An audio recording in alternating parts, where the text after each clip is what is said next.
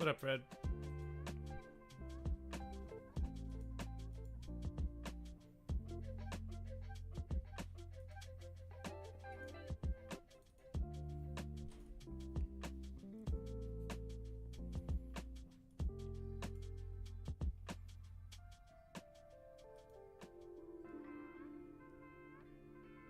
J Tega, how's it going, man?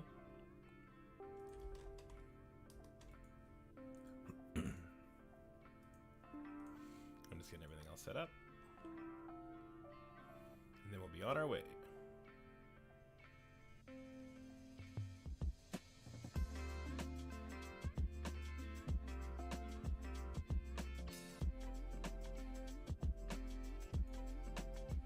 What up, Red? How's it going, man? 34 months. Jesus.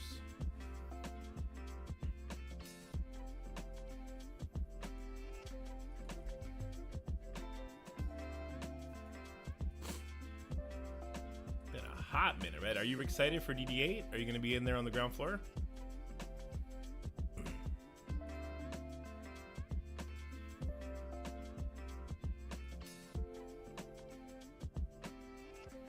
I'm just saying the YouTube stuff. Seems to be good. It's gonna be a breakneck speed today because I got Lucas's first day at like fake kindergarten. J Tega with the sub, thanks J Tega. It's like practice kindergarten, I guess you'd call it. Yeah.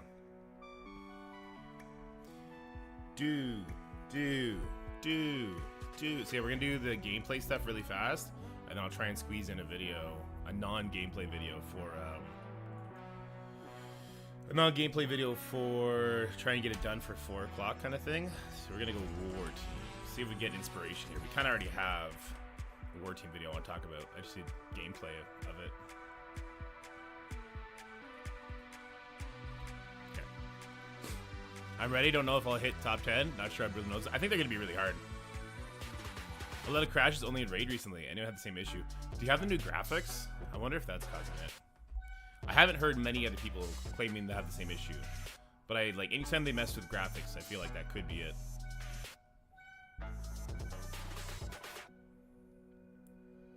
You're on iOS, okay. Let's see, we're trying to do foes probably. 4 here.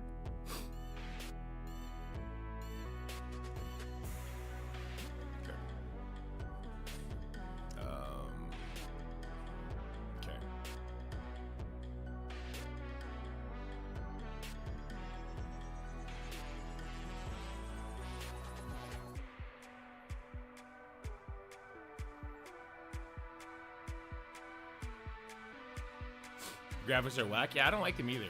I don't have them yet, thank God. I don't like them.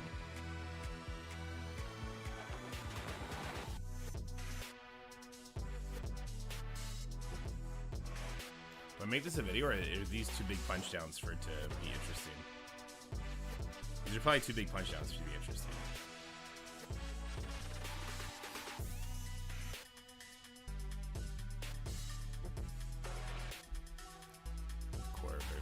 That's trash. That's trash. Let me turn the music down a bit, sorry. Yeah, that's trash after core.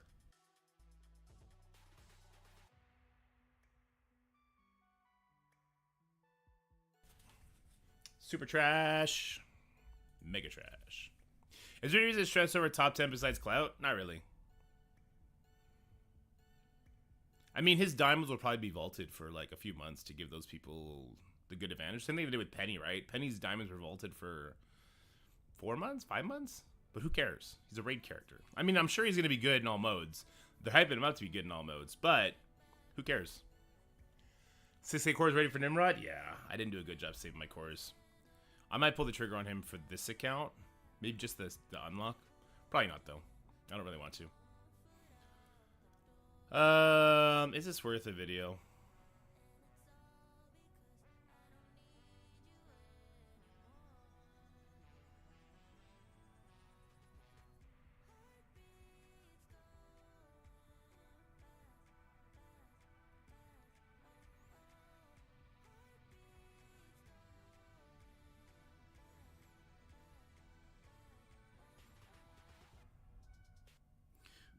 I don't think this is deserving of a video, but I could. Maybe Commander Brewer will have some big teams. He seems to have some decent sized teams.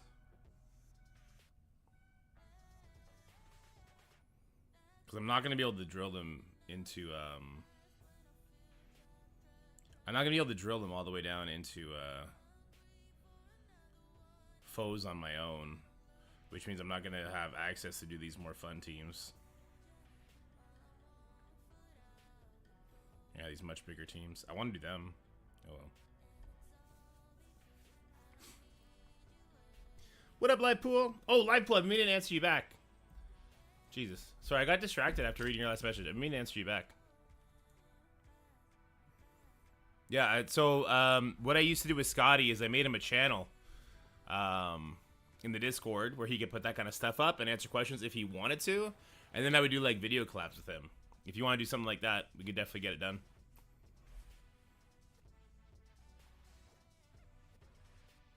He's back. All right, let's do this.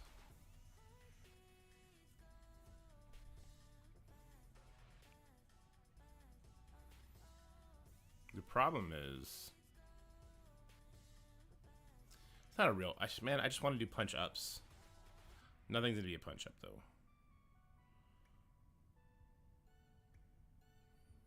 Yeah, I gotta do that Mephisto team too. We're doing 2 burns into probably Gamma. 2 burns into Gamma sounds good. For Night Stalkers, we have Karen, Moon Knight, Man Thing, and Blade. Yes, sir. Still don't know the 5th. Yes, sir. The assumption people are making is Agatha based on data mines. Do do do do do do do do do do do do do do do do do. Bum ba-dum ba-dum. Bum bum bum ba-dum ba-dum. Bum bum bum ba-dum ba-dum. Bum bum bum ba-dum ba-dum. See, it's a punch down. It's all gonna be punch downs now.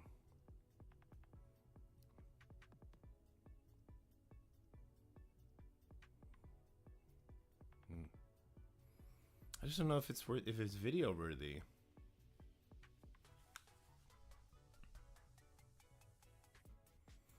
The return was the milestone offers. The answer is very little.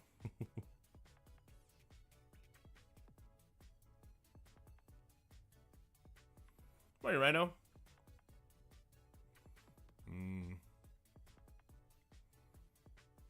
I don't think this is worth a video. I mean, I got the Ceci gameplay video coming out tomorrow. We just put out the Kingsman video. So I just don't think this. I don't think there's gonna be video worthiness here. Nobody wants to see punch downs, and I don't want to show people punch downs. I think that's lame. Showing giant punch downs doesn't matter to anybody. Unless they like bang it out super fast.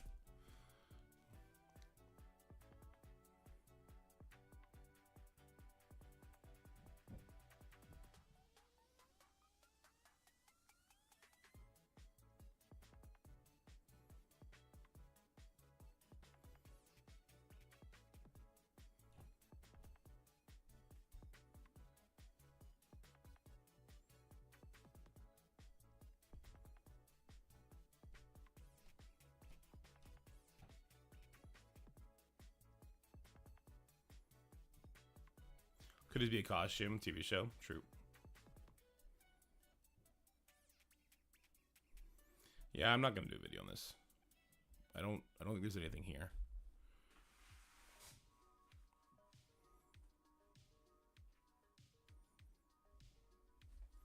Get that immunity up. Go over here. Boom. And then we'll put the ability block. Yeah, I'll put the ability block on him. Nope, we'll put the death debuff on Omega. See, this is why this content would be trash. Yeah, this is a Sluts War. I don't have P-Force built up at all on the Dorky Dad account.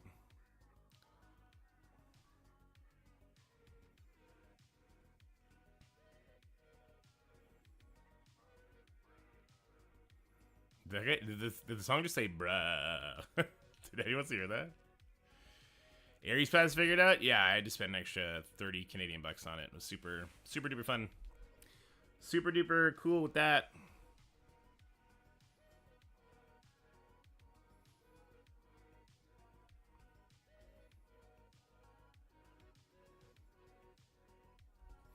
This is just a 2.4 million punch down. I should definitely make a video about this. Yeah, exactly, Jerry. Exactly, my guy. It is. He's saying, brah. Let's just kill him here. Yeah, we don't need to mess around on this one. Oh, Jesus. Does Quicksilver even get a turn here? He doesn't. Okay, well, there you go. There we go.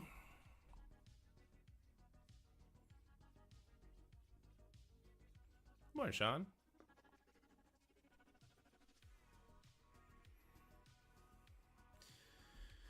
Illuminati with Dorm. Oh, I guess I could do this one real quick.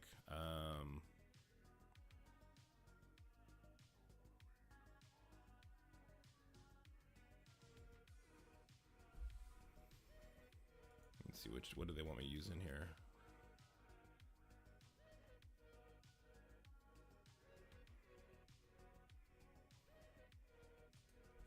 I mean, isn't that the one I was going to use anyway? Yeah, that's the one I was going to use anyway.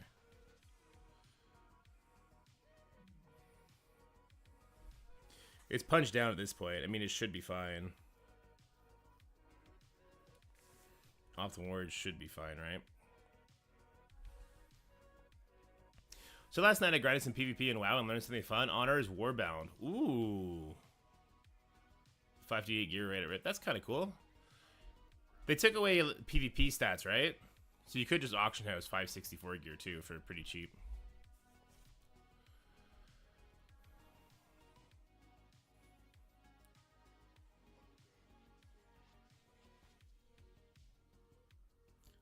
Next we want to hit away from the Pav. And then we want to hit into the Pav with our Striker Goblin. Boom, boom, boom. Boom, boom.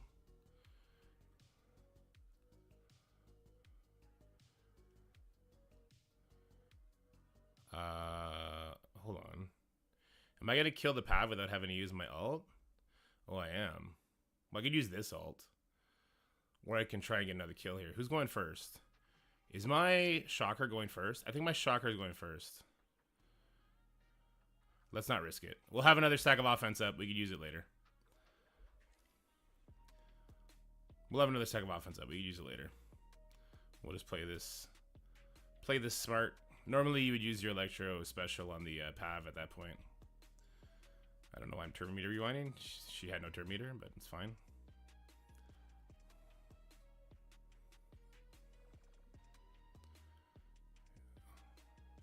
Why did Penny attack Dork Out there? That was weird. That was really weird. Alright, let's give him defense down. Ooh, it didn't land. Turn meter rewind. He's under 50, so that's pretty good. And now we're happy we saved the Electro. Well, let's just put slow over here, I guess. Now we're happy we saved the Electro special. Because maybe she'll get the kill here. It's a lot of buffs. Just push him off the field. Ooh, he basically full healed.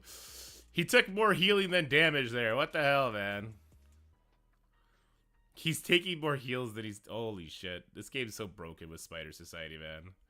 Somebody tell me why Spider Society can be like this. I feel like this is just not cool. Am I wrong in that? It's just not cool that Spider Society is this team.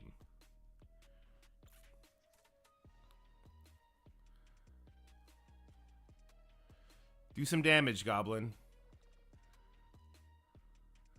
Okay, we got the Death Proof off. Haven't tried Dell yet. That'll be the weekend. I do a deep dive on them. Nice. I'll try and join you if you want, Sean. I gotta do my delves too on a bunch of characters. Apparently they're super hard, and they can lead to like really good weekly cash gear. They need to get rid of this war season. This war season is stupid. Shouldn't it be spiders? No, because the Superior 6 were made to counter them. I mean, I understand what you're saying, Steven, but in the game, Superior 6 was made to counter them. Drop your damn safeguard, you bum.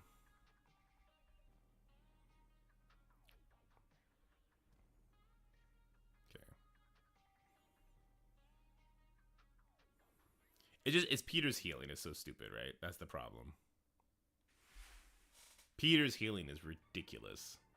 Why does a Spider-Man heal? Is the baby giving boo-boo kisses? Is that what's happening? Not gonna lie. If I had a boo-boo, my son Kim kiss it. Mwah! So I'm Superman after that.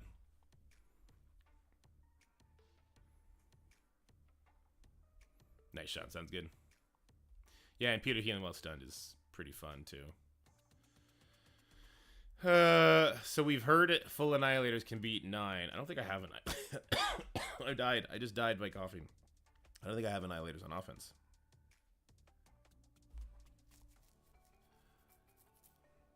I have Ultimus, but I think that's it.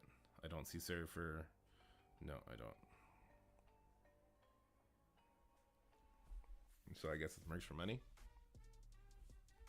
Or Illuminati Apocalypse. We can do that.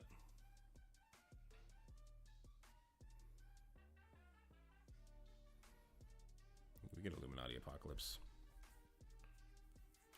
Who do I take out for this again? Fantastic? I forget who I take out for this. I don't think it's Black Bolt, right? No, it is Black Bolt, isn't it? I take out Black Bolt because Apocalypse mirrors a little bit of what he does. Yeah. No, Apocalypse gives a little bit of what Black Bolt does, 20% instead of 40%, which is enough, and the assists from Mr. Fantastic help you get through the enemy in time.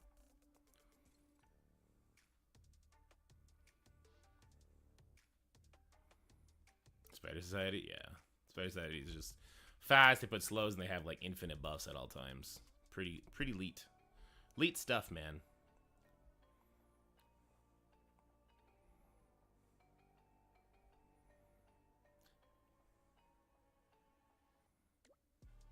I think the whole thing is that I get safeguard up, right? Oh no, I get to stun? I get to stun before they get to do anything. Versus me and Sassy, I pulled the victory. I pulled the wubba-dub-dub.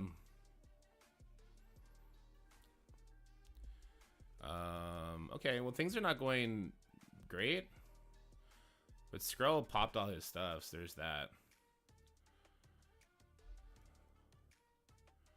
Surely Apocalypse will take a turn at some point.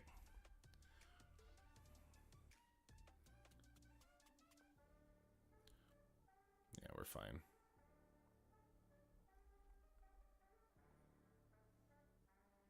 Captain Britain's just a beast. God, all these buffs though. It's bonkers. It's yonkers even.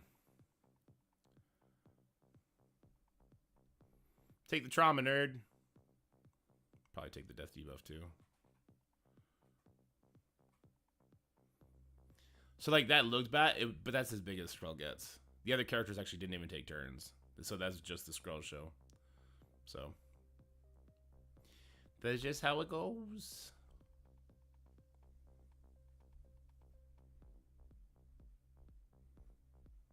Okay. I mean, I do have to take out a Hive Mind. Mephisto, so I should do that.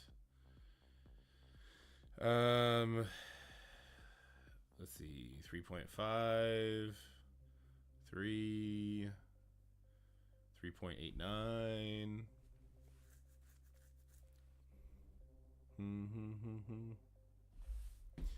Let me hit up the dudes.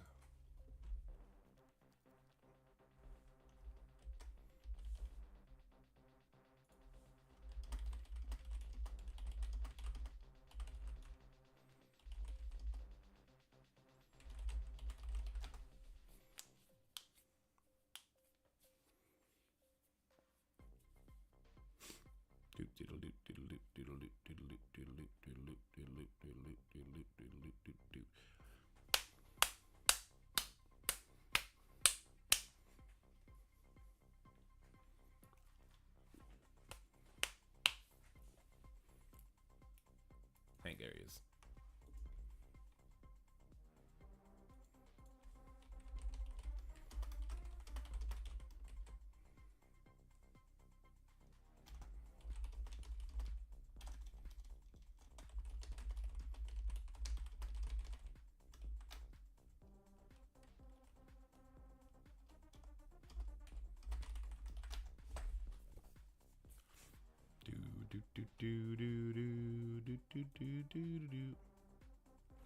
Despite all the drama surrounding him, I'm excited for when Captain Britain eventually gets a second go around. All the out of turn damage seems fun. Yeah, I'm excited for him to come free to play too.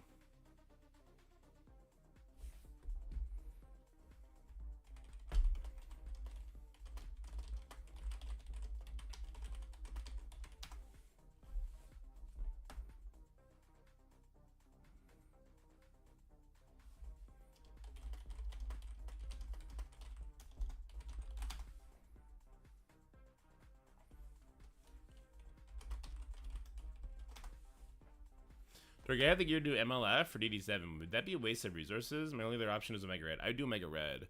Because you're going to do Lady Deathstrike, right? So it's kind of the makings of a good war team. Even if you only have those two. Well, you probably also have Wolverine from Alpha Flight.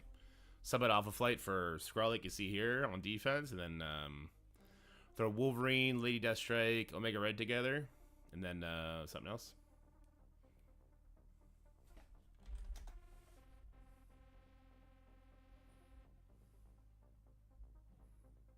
This one has BK. BK.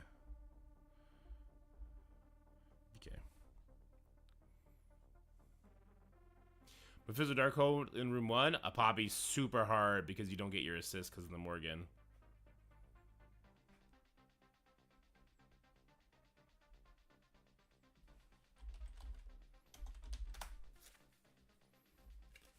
All right.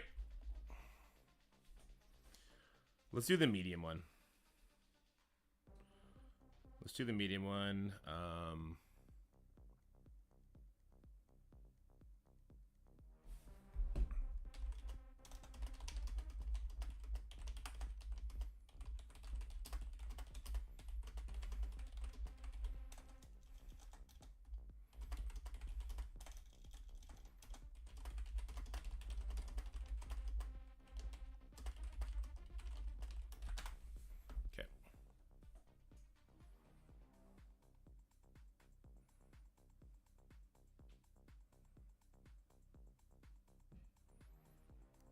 God, this is kind of suck. Not kind of suck. This is really gonna suck. We'll start with the Infinity Watch burn. You sound rough, man. It's super quiet. When it hits my ears, it gets blown out because I have turned up my volume. Okay, well, I get this a lot, but then when I turn it up, it gets crazy gain and stuff.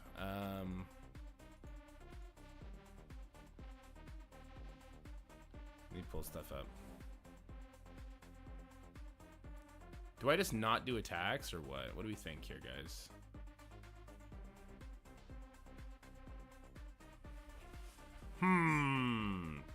So, no matter what, I'm just gonna get rolled over by the hive mind characters.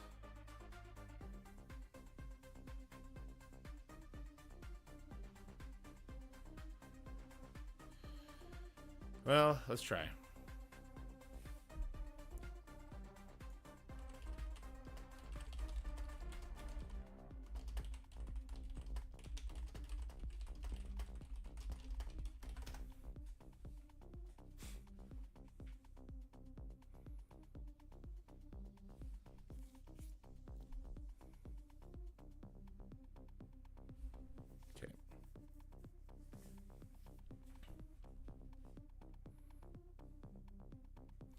I don't understand how I'm supposed to pull the ultimate here, but I guess we'll have to eat the ultimate. After two sacks, it should be okay.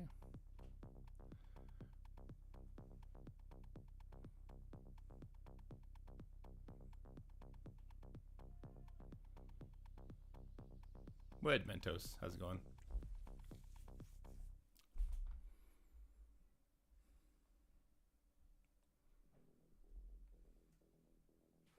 Kraken wears too quickly. Yeah.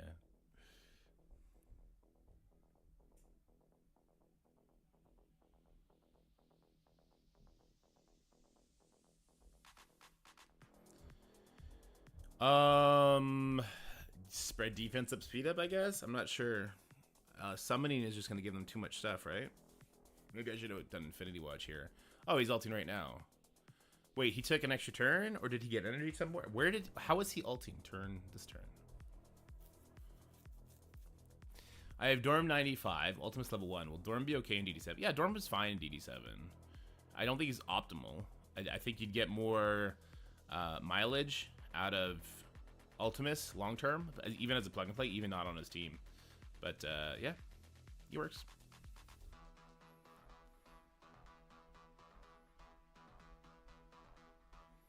I thought Mephisto didn't ult till turn 3. Did I miss something?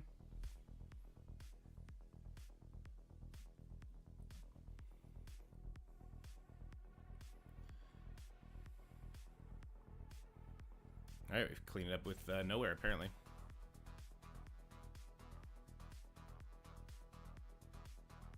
Oh, he does gain energy on the empowered turns, doesn't he? Give me that taunt! Thank God. I was very concerned it wasn't going to pull off. No revives, right? So can't I go ahead and kill Void Knight and not have to worry? I mean, I'll throw the ability block here just because. I think it's going to kill the Void Knight anyway. Oh, there he goes. There he goes. No revive. Give me that taunt. Oh, he kept the taunt.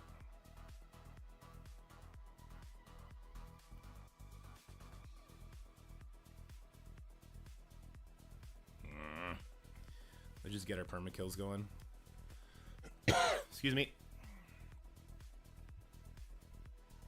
I don't know why I did the heal. I just want maximum barrier before the match ends. There we go. Hey, did they fix Thor's neck? What? When did they fix that? That's crazy. That's the first time I've ever seen Thor not look like a giraffe. A coked out giraffe.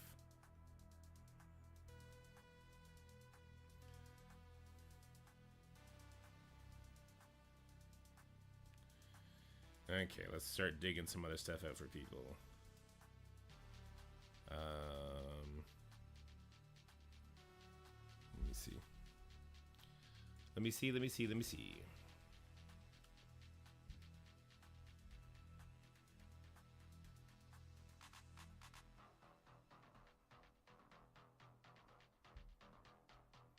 The Omega Sentinel? I didn't do it yet. I did the other 4.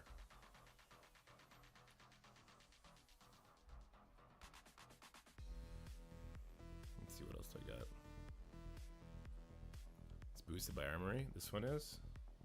Yeah, but it's boosted by Engineering. Armory's no. Armory's not here.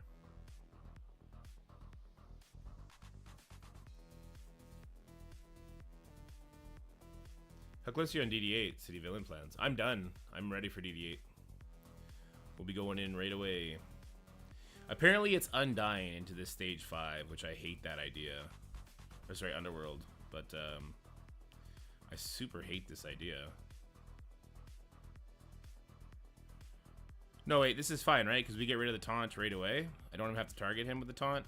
Or sorry, the ability block. I think I still get to do what I want to do here.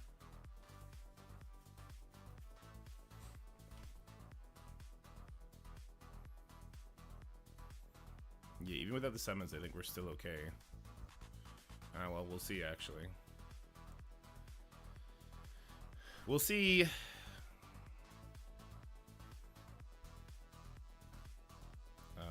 Okay, we're stuck on the Iron Patriot. We landed the blinds, that's good. We can't summon, so let's just get defense up. That guy's dead as hell. Should I say counters up? Let's finish him off. Boom. Boom. Alright, yeah, it's over. The honor requirements add DD8. Yeah, we talked about that. I have no idea what they were thinking not to add that. It's so weird. Like, that is seemingly the bigger bottleneck, especially for people that like are moderate spenders. So the fact they didn't already have that on was wacky. It must be a limitation they have. But yeah, we've asked them about it and we've received no feedback. So I'm guessing it's because they can't do it.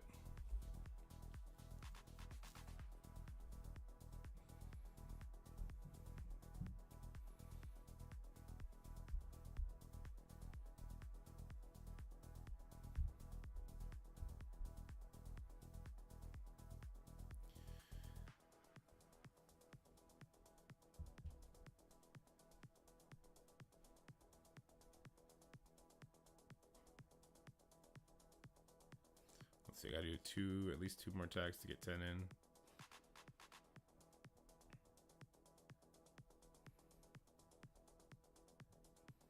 Do I have my Weapon X? I don't have Weapon X. I have Mercs for money, 4-piece at a time, Undying, Gamma. I still have lots of great teams.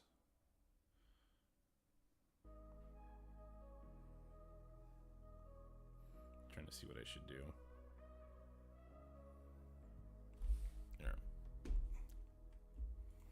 Let me just, you know what, let's just say.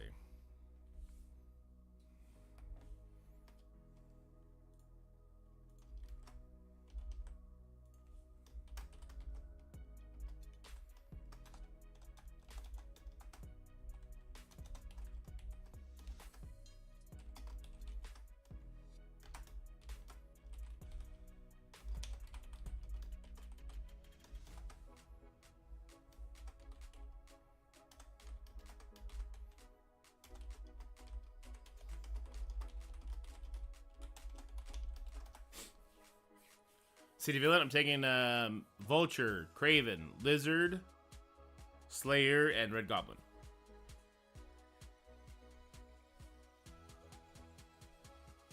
Yeah, that's it, Lightful. We gotta do it on our own sometimes.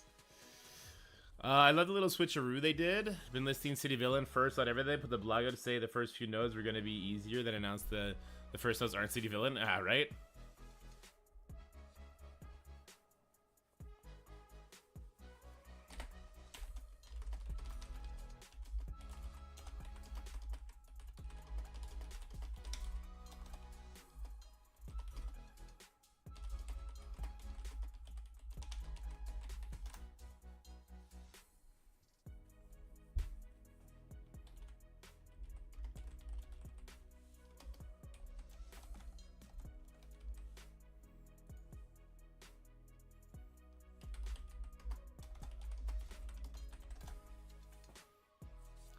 Look, I know there's so many things I can do. I just want to make sure I'm not crossing counters.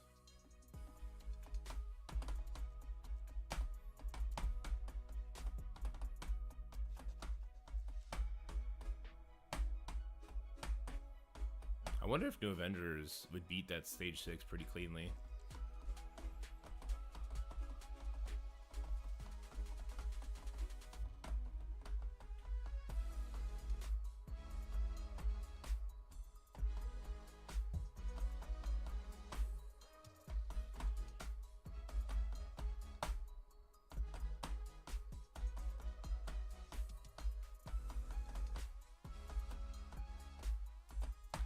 Right now I'm just hoarding knocks. I don't have anyone to use them on. I'm going to save them for Old Man Logan. But I don't have very money either. Let me see. I have like 9k, I think. 8.7. So like I'm not using them on Doom, or I would not use them on Juggernaut. I actually got Lady Deathstrike today. Oh, wait, it's set. It reset. Okay. Is there anybody interesting to 3 diamond here? Cloak? No. No.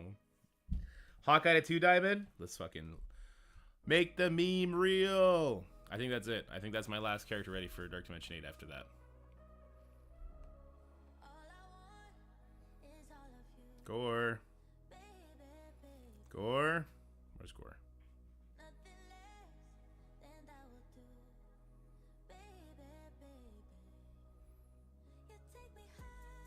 Yep, there we go. Ready for a DD8. Now we just need to get a nice little stash of...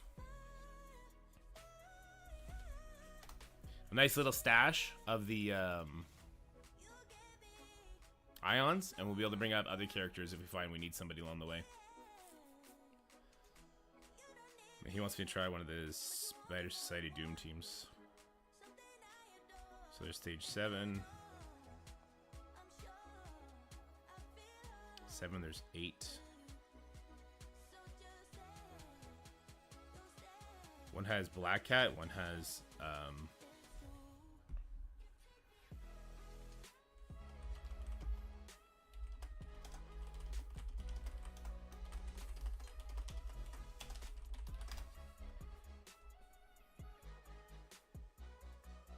we have one with Black Cat, one with Ghost.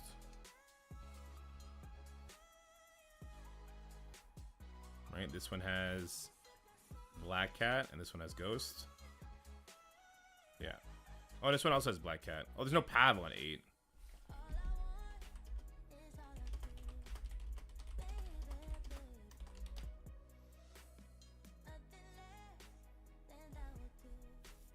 No Pav is weird.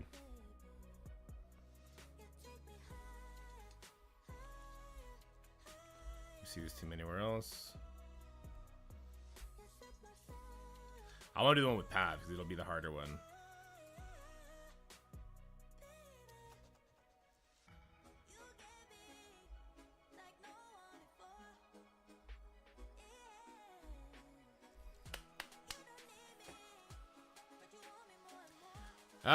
Third diamond on Black Knight is very, very powerful, but it's so expensive. I don't know.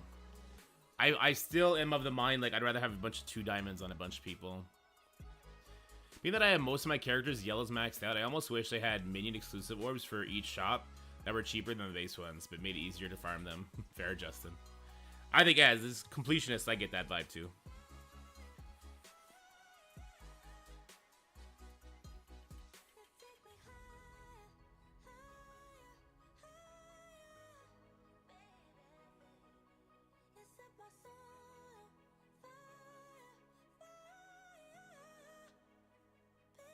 Try with Pav, okay. Alright, let's see how this goes. Is this the position I want? This is how they set it to us. This seems like bad positioning though. But maybe it's okay.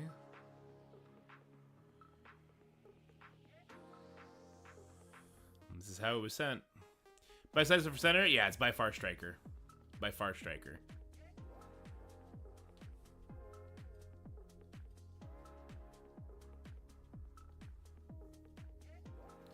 Ability to block Daddy, ability to block Doom, and spread.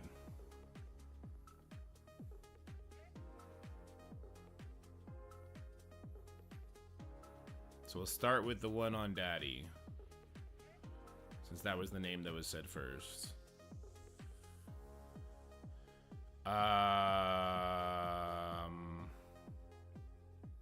If I special, it'll push him.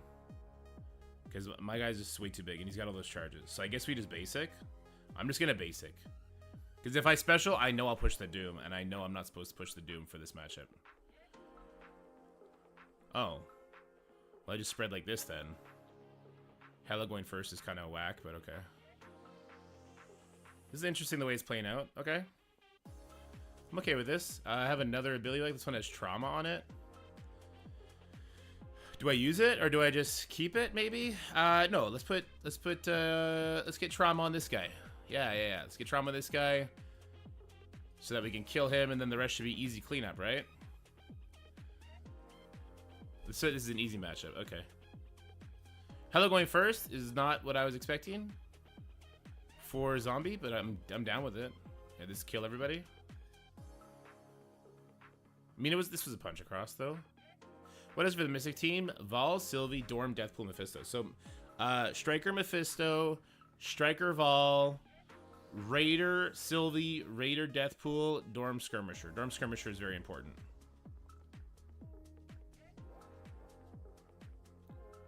Let's finish this up.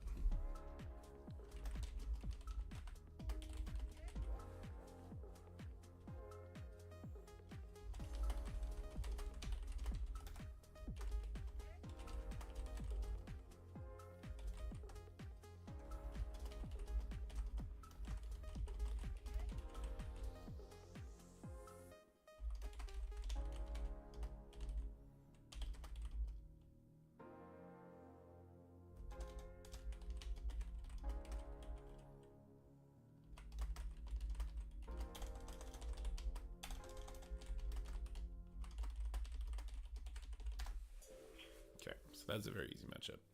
Scientist Supreme, I think healer, because if we eventually put purple ISO healer on her, then she's going to be cleansing vulnerables. So that'll be good in PvP. Otherwise, I guess Skirmisher for the one vulnerable she'll put out on her ultimate. I don't know. It doesn't really seem too important to me.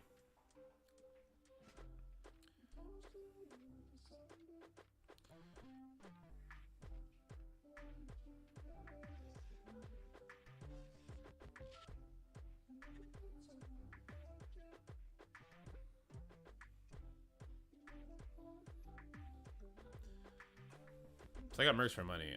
I assume I should take out another Alpha Flight.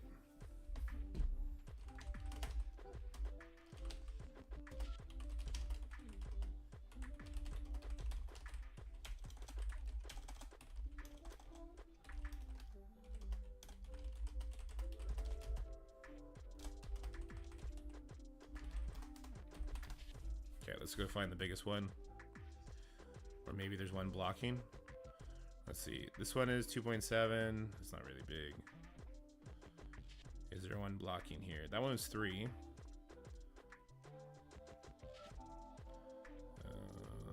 2.4. Is there one here? This is 2.5. We'll do the 3 mil one.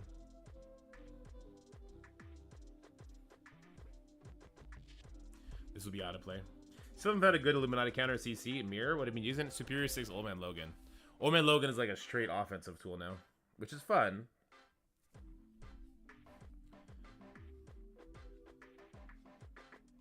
A build parity yet for Orcus? No, I have not done the team infographic for it yet. It's on my list though. I'm doing Omega Sentinel and then the team infographic next. Off rip though, it'll be what? Lady Deathstrike. For free to play, it'll be Lady Deathstrike first. For spenders, it'll be Nimrod first. Then it would be whoever you didn't would be number 2. Then it'd be what? Sentinel, Omega Sentinel, followed by Scientist Supreme.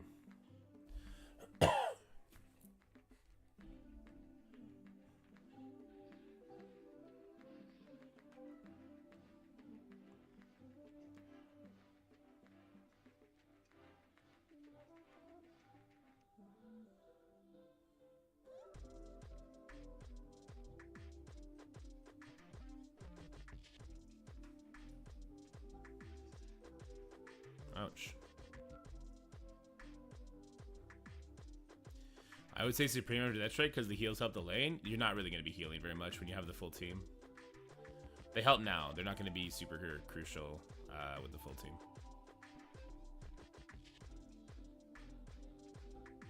Yeah, John, I agree with you. That's what people are using. But I did a really shitty thing yesterday. I did Black Knight with Illuminati. And people are going to see that, and that's going to be... That is not Old Man Loganable, unfortunately. Alright, let's see. I have my assignments.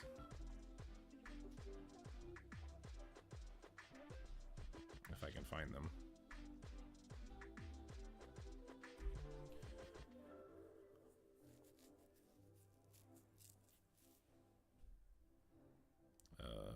Sure, we're on the same page here. Oh, Hive Weaver. Okay, we can do this one.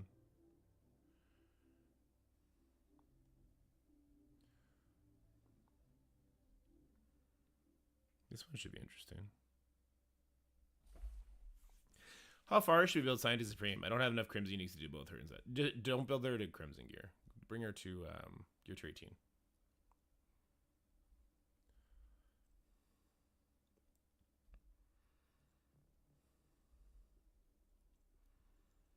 Stun the Weaver. Dodgy. And we're going to kill the Red Goblin. Because obviously he'll just bring Void Knight back if we kill Void Knight first. Alt here would be bad, right? Special. Get a bunch of flips, bunch of bleeds. Kill the Goblin. Yeah. I'm super happy I didn't do the... I'm super happy I didn't do the Coulson Ultimate. That's not the right move. Coulson Special is the right move. Take care of this bum. Yeah, now we can do it. Okay, well, let's kill. So it's just going to be us versus Weaver. Nope, never mind. She's stunned again. Never mind. She got that death debuff. Which section's corporate? The legendary section is the most difficult to build with. Like, the other sections basically, like, its city is Spider Society. Global is going to be either Orcus or Illuminati or Extreme or one of your raid teams kind of thing. Cosmic is going to be Annihilators. So it kind of builds itself at that point. The legendary section, it's like Old Man Logan plus 4 bums, and you get through it. Morning, Caldoon. All collided by releasing new characters. I agree with you. I agree. It's definitely not ideal. A 4-piece against NA. I only see NA with Weaver. Does the 4-piece work against NA with Weaver? I'm not sure it does.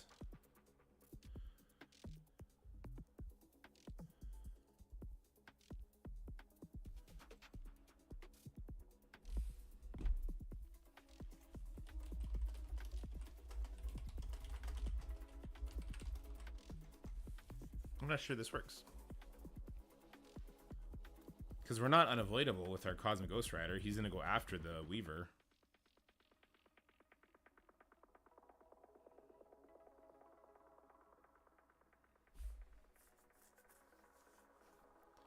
Legendary is probably a thing to consider, to be honest, right now. But I think I've got a while before I got to worry about it. Perfect. Yeah, Corbett, I would go Annihilators then for the Cosmic section. I think that's the right call.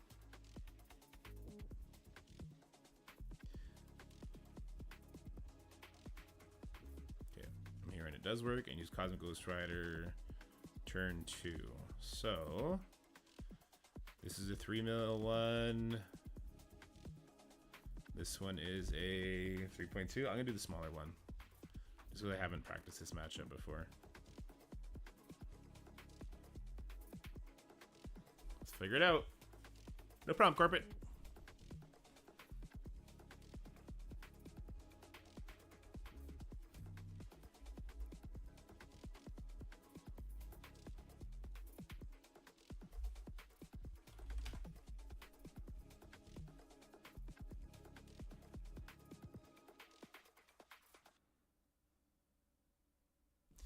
So we're supposed to save our Cosmic Ghost Rider special for turn 2.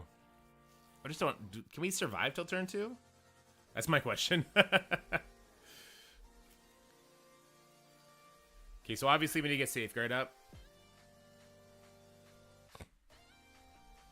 And we need to peel some of these charges off. But I think I'd prefer to get my taunt back up for now. Can't be dodged. Can we kill Coulson here? Oh, right. I forgot Weaver. Well, let's just do the special because I don't want to bounce over to the Weaver, give her speed bar. Oh, wait. Because my Ghost Rider got rewound. But there's no Weaver charges right now. So he can actually do his thing right away. So having Ghost Rider be the biggest damage is super helpful? Question mark? Super duper helpful? It killed nobody. It killed nobody. It flipped nothing into bleeds. They all kept immunity. We're in trouble. Cosmic Ghost Rider flips everything, right?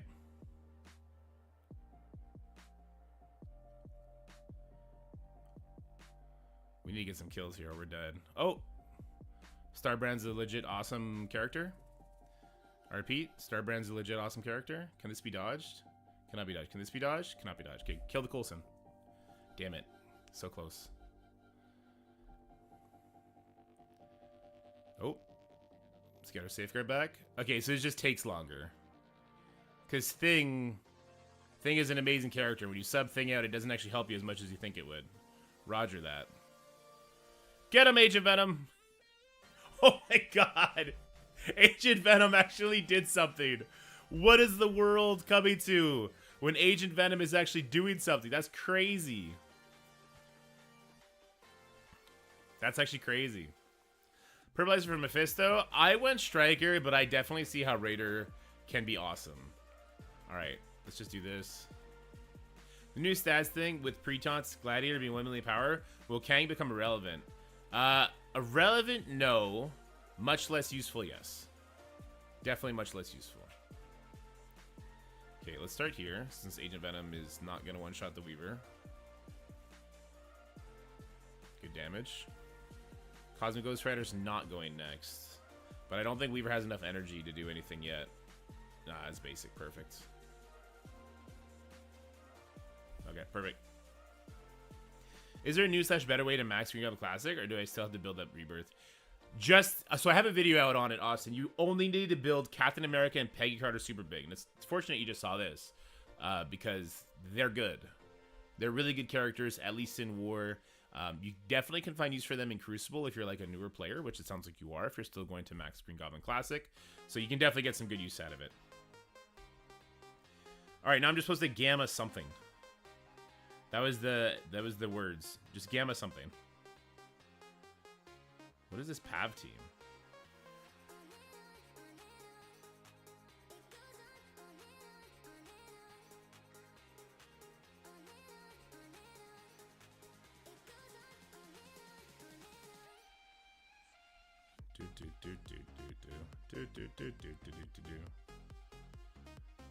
Maybe I should try and help dig, maybe?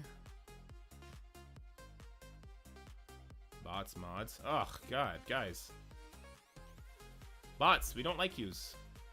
Please. Go aways.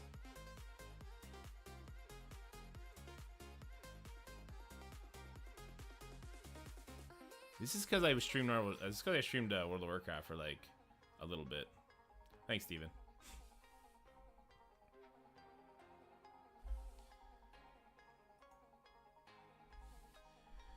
Alright, he said SD team or so.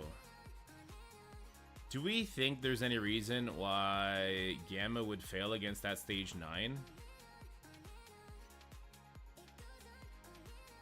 Why? How could that fail against stage 9? Because Robbie Reyes will fuck shit up? Because the slows from Pav? If Pav reaches his ultimate, it's Jover? Is that why?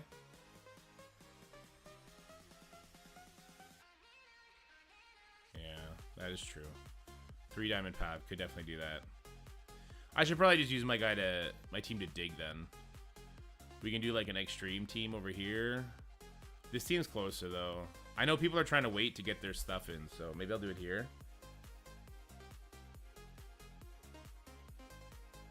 Maybe I should Gamma on 6. I'll kill that Doom outright.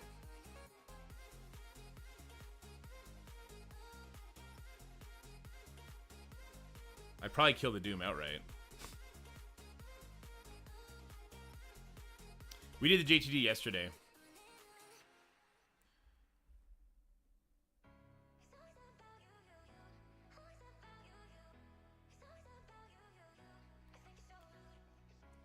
The Doom should die outright. I'm not being crazy, right?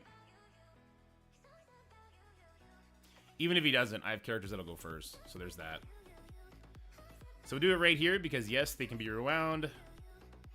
He did not die outright, but we do get to go first. I have a stun. Let's just do the AoE damage. Braun is still going. Braun is a striker? Sure is. Bye, Doom. There we go. Let's put the stun here. Yeah, it'll be uploaded tomorrow.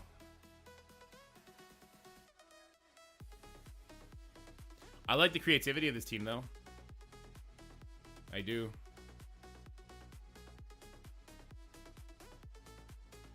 I also like how Gamma still got it. Gamma still got it, baby. And then finally, I can War Dog something. I saw like a really small black order. We can War Dogs that. Unlock Captain Britain. Yes, of course there's going to be a way to unlock Captain Britain again. We'll have to wait and see when they pull the trigger on that. Do I even have enough to do this? Oh, I don't. I'm not spinning course to do it. Another attack. There we go.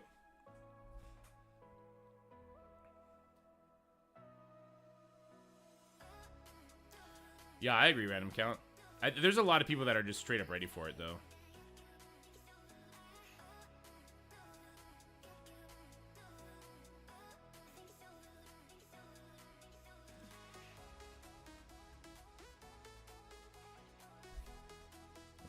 do this. Alpha Flight. No to you. Yes to you. Yes, Sasquatch? No Guardian. Skrull? Mephisto? I think it was Apocalypse is the one I liked. I don't know if it'll sim, but I mean I can play it out too. I haven't played this node out in forever. Do we know if DD8 will have a anyone section? No, no anyone section. No unrestricted. What they said in the last blog, that is the sections. That's my understanding. So some good flippy flippies. Stun. I guess we could do that. This isn't gonna land. Ah, it might land. Yeah, it landed. We get extra focus. You want to do the rewind on Skrull here?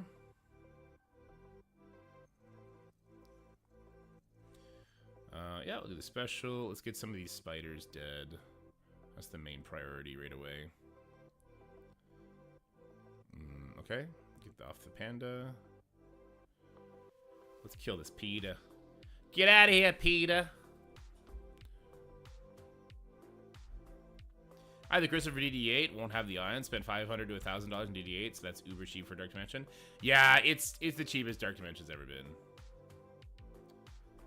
Whatever that's worth, right?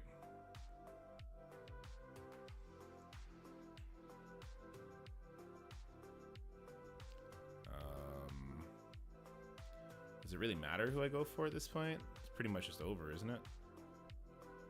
I could have simmed this, I think. Even just, like, not prioritizing the Peter kill, I think I could have simmed this.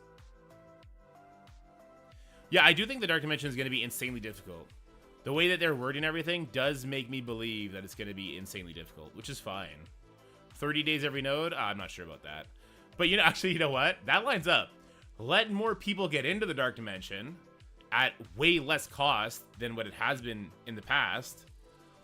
But have them all race for legendary character diamonds and blade diamonds.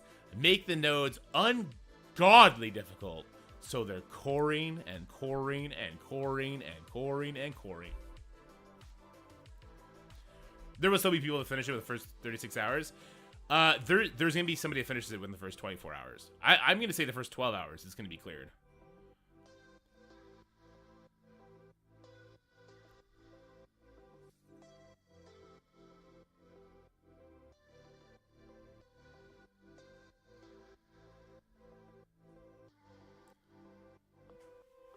I mean, you'll get better characters, right? They're telling Blade is going to be an awesome Dark Dimension character, and he's going to come long before Odin does. Or, sorry, long after Odin does. So they're like, yeah. Scopely frantically scribing notes, right? That boss node is so easy compared to the Incursion boss node. Okay, so let's get on through the Dorky Dad account then.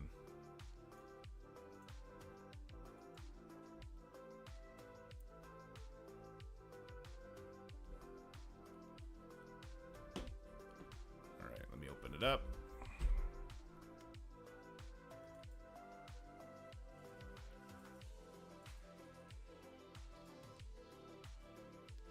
Red Dragon Legend, a new game. Yay, it looks so fun.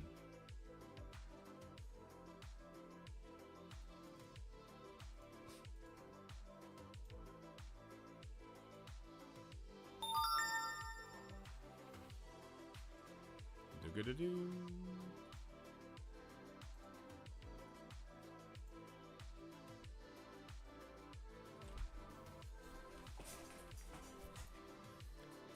I use 8 power mirror. It's just like better now.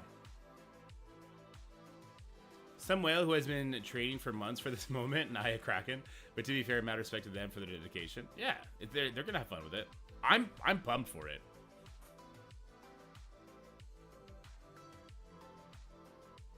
Oh, Helix. I did it last night because it was against Ceci, and we wanted to go tit for tat. It's gonna be uploaded to YouTube tomorrow. It was an hour long, man. It's a long one. I can upload that this afternoon if you guys would prefer. It was fun.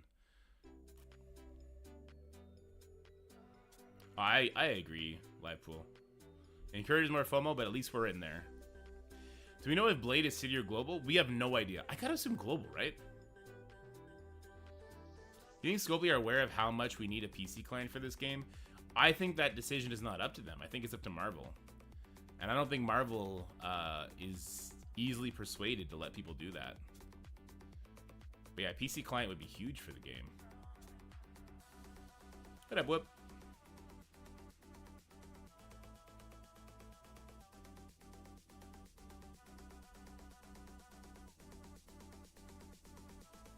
I missed the story you said on this account.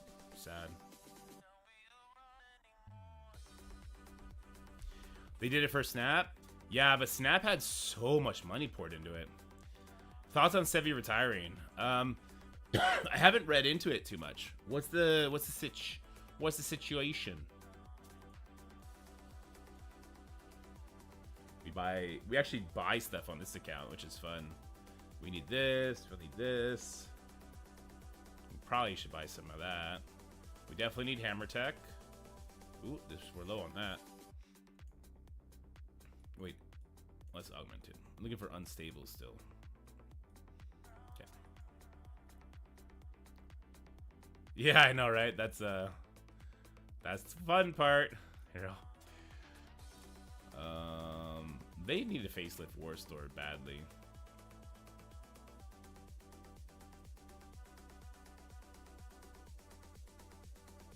Oh man.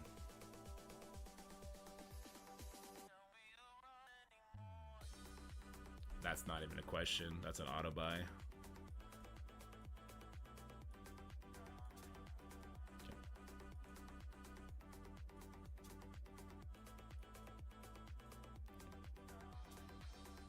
Alright, so we do is then. Leg City.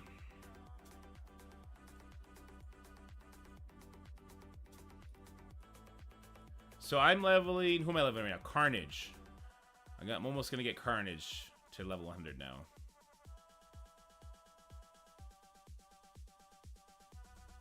Can somebody send me the Sevi retiring message?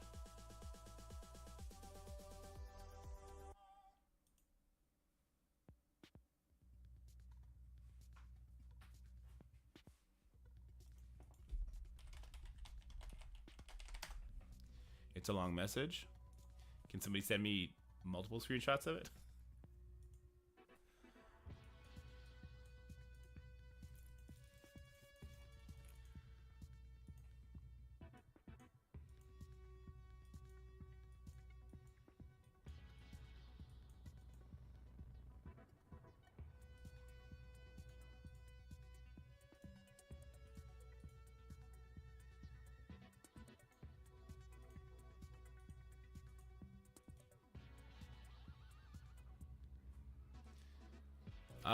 I'm sure that ions are going to be added to some game mode as their permanent home. The question is when.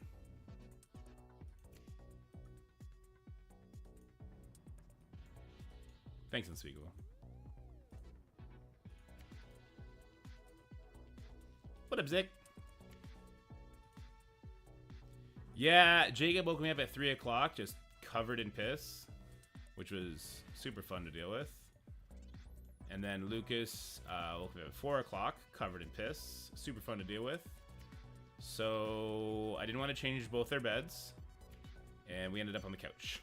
I ended up stripping them naked and be like, alright, let's go sleep on the couch so mommy can get some sleep. That was super fun because they didn't sleep long, obviously. They're not used to sleeping on the couch. That's the babies. Babies be doing that shit.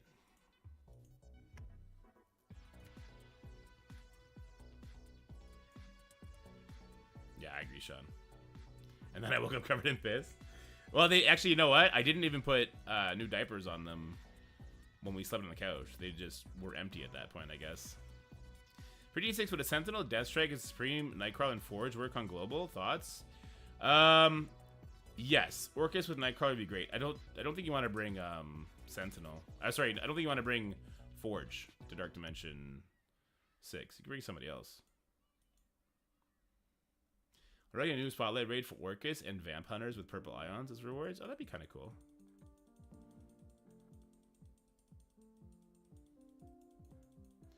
Yeah, it happens for kids. The problem is, like, Jacob gets so thirsty at dinner time. I'm gonna start funneling water into him long before bedtime. Like, long before bedtime. See if we can't straighten that out.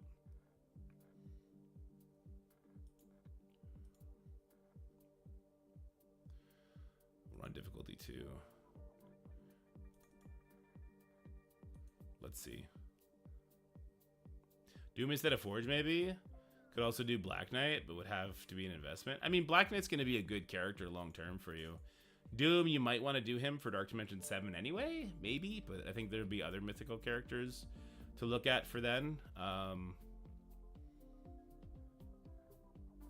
Wolverine died. Is Wolverine going to die in that node every time? I think he died to the Pav. I don't want to put anyone else there, though, because I think it won't clear. They're set with the direction of the game. Don't blame them. Let's play this one out since Sasquatch is basically dead. No, if we have money giving money to Scopely, we'll still be involved with, oh, we'll still be, hold on. Okay. You gotta quit cold turkey. You can't have one foot in the door where you're still working on stuff, but you're not playing the game. I mean, you can. That's a red flag for me. Used to be at the bed a lot. We had to make it so no drinks 3 hours before bedtime. Haven't had any trouble since. Yeah, I think we're gonna have to do something like that. And in the same breath, we did cover their beds in plastic wrap. That has helped a lot. Baby Wolverine does Baby Wolverine damage. Look at this here.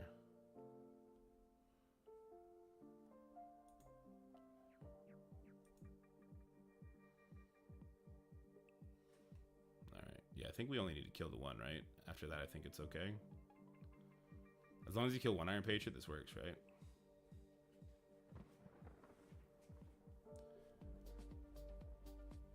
Yeah, it's definitely a red flag for me, Gibson.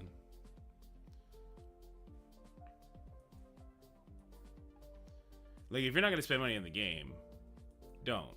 But if you're still going to play the game, just, you don't need to announce that. But if you are quitting the game, you can't be involved in a body that is, you know, being a voice for players. It just seems wonky to me. Oh, I should have went for a kill instead. What did I do here?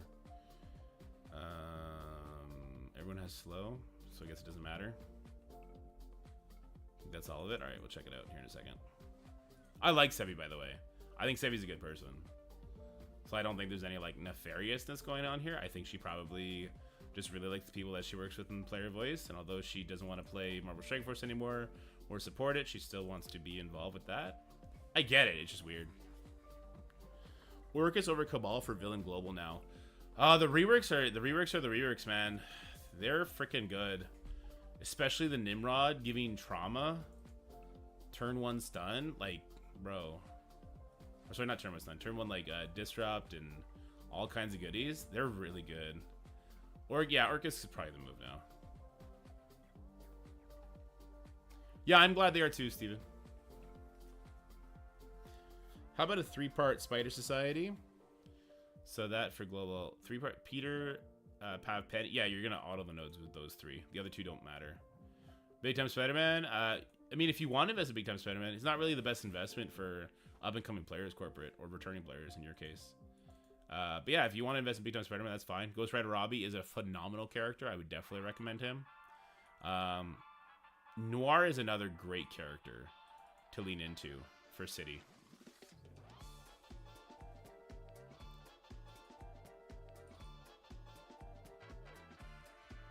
Vulture over Big Time Spider-Man. Gonna need him for DD8. That's a good call, Zuvi. Yeah, what Zuvi says, that's a great call. Because Vulture costs the exact same thing as, well, the problem is Vulture costs Hammer Tech. So you're bringing Sentinel, right? So maybe you're having a Hammer Tech issue. But yeah, I would want to bring Vulture over Big Time Spider-Man. I would want to bring Noir over both of them, I think.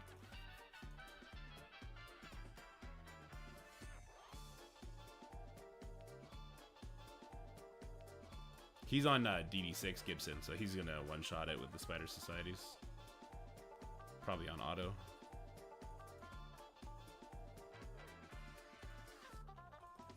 Well, I only have a minute left.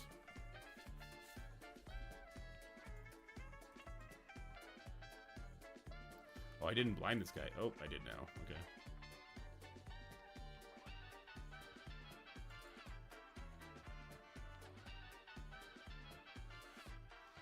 Good Void Knight. Yeah, Void Knight will work. Cosmic is going to be the worst section, by the way, Corporate. And without Thanos, you're not getting the energy. So, Cosmic is going to suck. Suck in Dark Dimension 6 without Skrull. It's kind of like the tax. It's the time tax for that mode. Without having, like, the best of the best characters. You should... I probably would just wait for Thanos. I'd wait to unlock Thanos. Or go Vol. But then building Vol at this point is atrocious.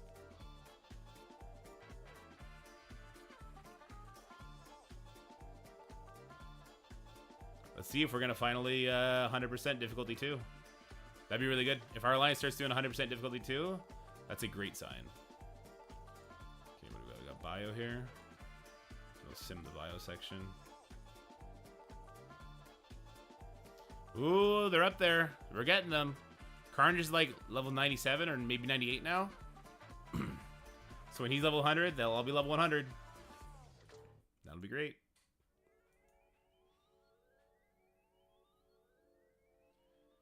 Yes, DD7 global is hard for everybody. You don't think you can use Vol with Odin in the future for War CC? I do think you can. That's a good point. I do think Vol can get some uses. But let's be real about the game. Let's be real about this game we play.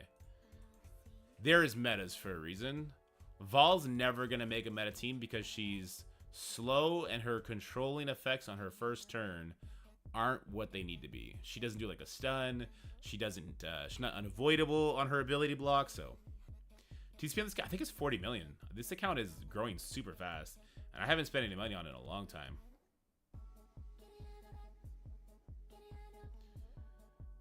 Oh yeah, if that's the case, I would wait to get the Thanos unlock.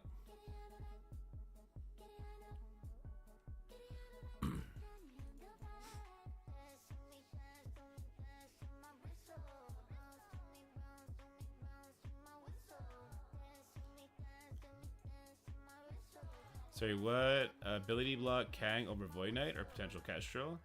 Good question, because you might need Kestrel for Dark Dimension 7. Depends on what they do with mythical characters going forward. God, this guy's going to stun somebody. I don't want him to stun, isn't he? I don't think there's anything I can do about it. For Mystic Orcus? No, I don't have Mephisto on this account. Mephisto is like super key when it comes to the Orcus raids. Don't stun Vol. Oh, the Robbie stun isn't much better. Alright, but maybe Vol one-shot everybody. No, I don't on this account, I don't have full Bifrost built up, pretty much. Like, this is why my alliance, like, it's cool that we're going to have Orcus, right? Orcus is going to be great, really good team. We're going to be able to sim tech, that's great and everything. But my alliance, because we all started the game, or rather started our accounts after Bifrost heyday, we can't really push further. Like, I have Sylvie 95 gear tier 18. I have Vol level 100 gear tier 19. Sorry, Sylvie 18. I probably have one of the biggest Mystic teams in the alliance. And like doing difficulty 2 even on this account was super tough. Sorry, doing difficulty 1 on this account was super tough.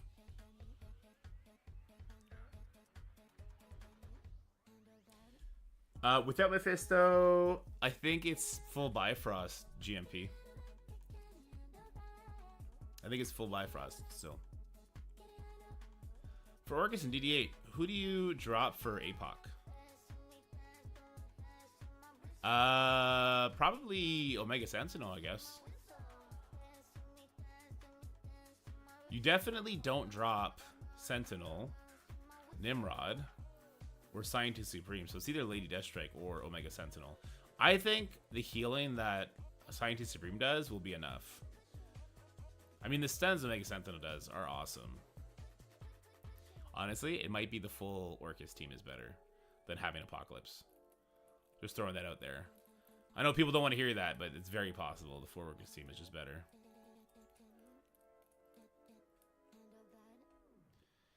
Vol doesn't have her ult up. Let's do this anyway. See what we can get done here. Oh, damn. We pushed him right away. Didn't like that. Don't like that at all. We're in trouble now.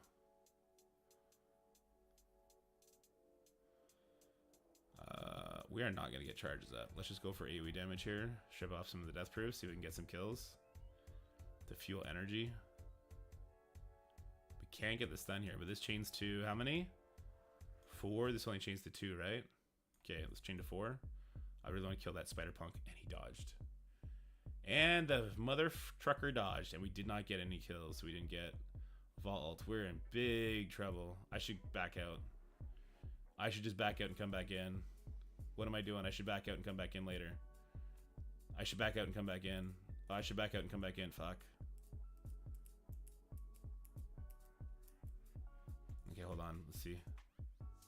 Offense down sucks, but we did get 2 kills. So now Vol got none of that energy. That's lame.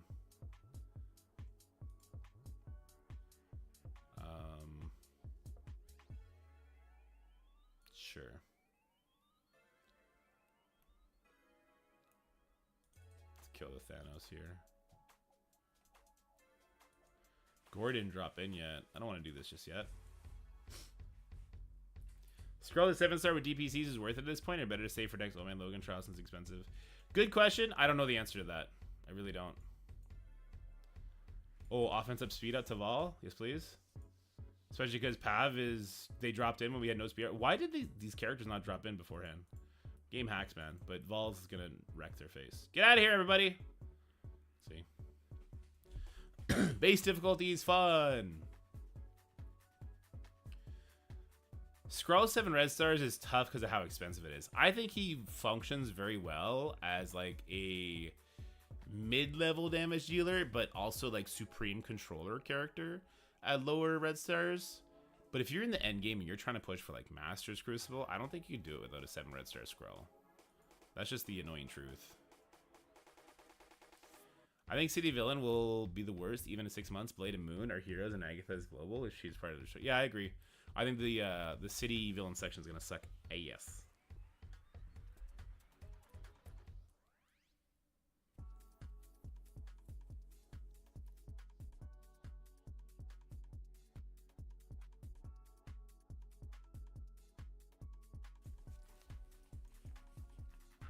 Where do we get where's this random offense down coming from, by the way?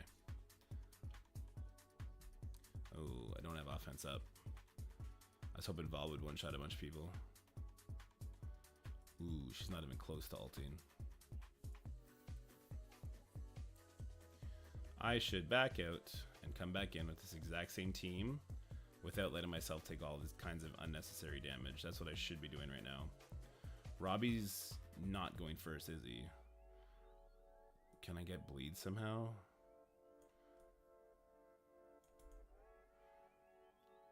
I should reset this. I should reset this. I should have backed out when I said I should have backed out, and I didn't. And I'm gonna pay dearly for it. I should back out now so that my guy doesn't die. I can kill Gore, but then my Loki dies. Okay, I'm back out.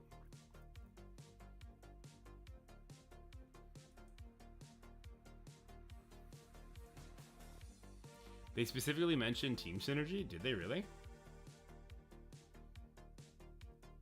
Sentinels in DD7 yet? Or any other mode that might be good in? I have not. Not since they're reworked.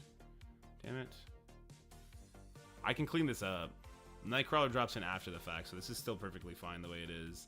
As long as you hit it with Loki and Sylvie. I just hope whoever follows me knows that.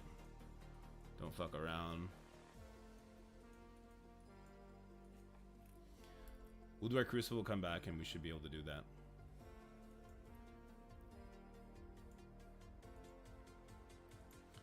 Supplies.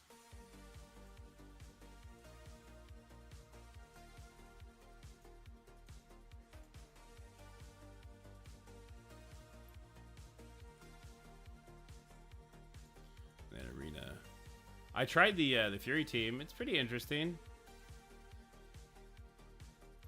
I can't get it to work all the time, but it's pretty interesting. He simply knew this would be the method of unlocks, would not be received well, and just didn't care, and they actually think that they're doing help the players. Oh, Khaldun. No. No, they know this is... They know how this is going to be received. They know what they're doing. Cabal, Apocalypse, and late Death Strike for D8. I think that's a good choice. That's what I'm doing, actually, Young. That's literally my team.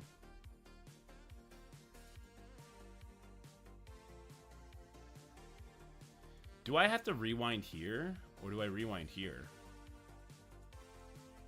I think I rewind here, right? As every time, I'm hard of hearing it, and I have you turned all the way up, and I still have trouble hearing you. You're the only streamer, just turn it up a little. Sorry. Don't say sorry again. Just stop asking. I have it turned up all the way. Otherwise, you're going to hear crazy gains. Like, absolutely crazy gains. Was I supposed to kill somebody else there? The problem is, I don't have, like, a professional microphone. No, so what he's saying is he turns me up a lot, and then, like, the ads demolish him. Which I hear that a lot, and I get it. But when I turn it up, let's see, sound settings. It's wait, let me finish this fight real quick.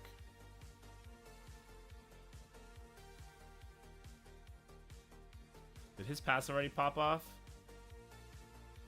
I'm not sure if his pass has popped off yet. I kind of don't want to pop it off just yet. I'll shoot some crazy gains. Attaboy. Oh. Okay, yeah, there goes the Thanos passive. There goes the ultimate. See, I don't get this matchup to work all the time. Rarely, actually. Am I doing the wrong kill priority?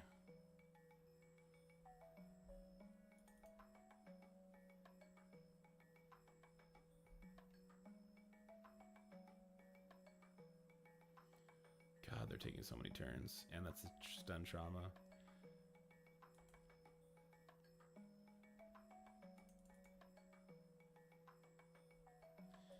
Yeah, that did not work. Alright.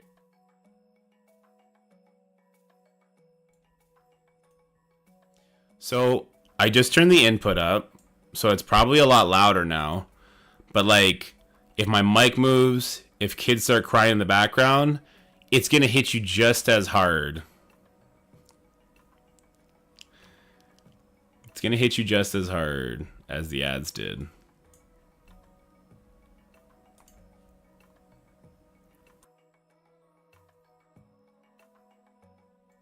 Right? And that's why I have it turned where I do.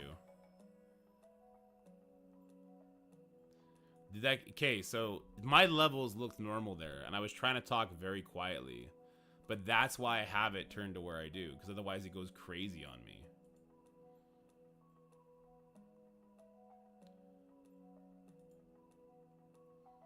I'm sorry, guys. My levels were normal. Did you see how measured I was trying to talk? And like that's the only way I could bypass whatever the nonsense is.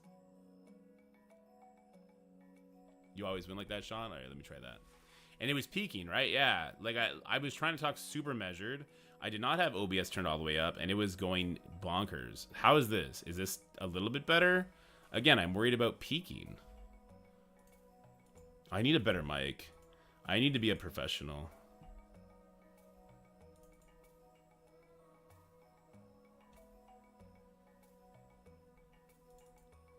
This is good now? Okay. Oh, that guy died. Wait, can I kill you in one shot? Is that possible? No. Really good, loud and clear. Okay. Good thing Christmas is coming. I want to get a soundboard where I can have funny sounds, like all the other actually good streamers do.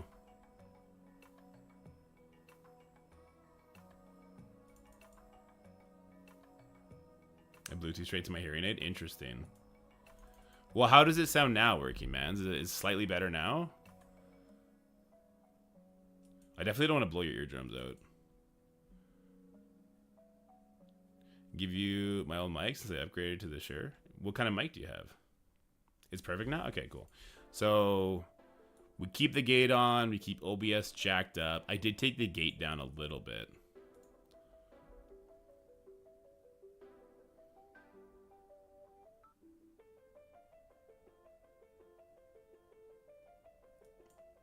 And then how do you do, like, Black Knight just demolishes this strategy, right?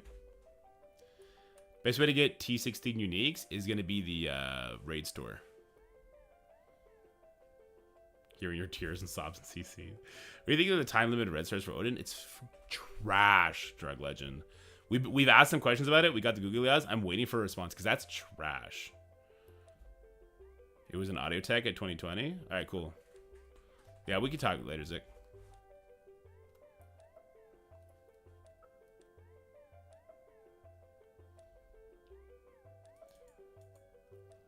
Like this one, I normally, but now the more whaley people in the higher end of arena, they block me out now, which I'm kind of okay with. Like I'm good sitting in the 20s, because I would do something different here. I would do like Kang with Old Man Logan, and then I think I was doing Robbie and or Guardian here. But once Gladiator gets to a certain size, this instantly starts failing all over the place. Also, it's a coin flip if Robbie goes before Gore or not.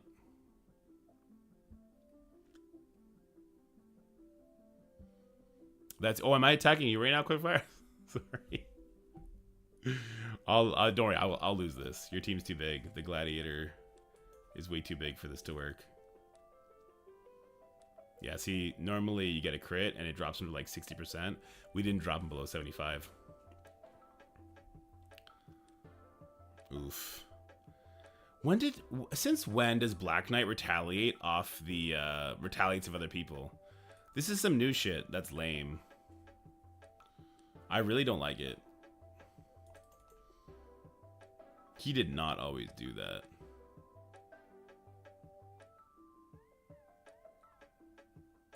Anyway, I'm just doing this for the battle pass anyway.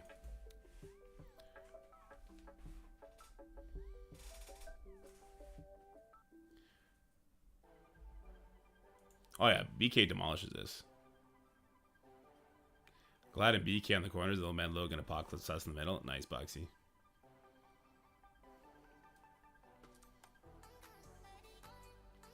Oh yeah, this is you, Quick. Alright, Quick is too big.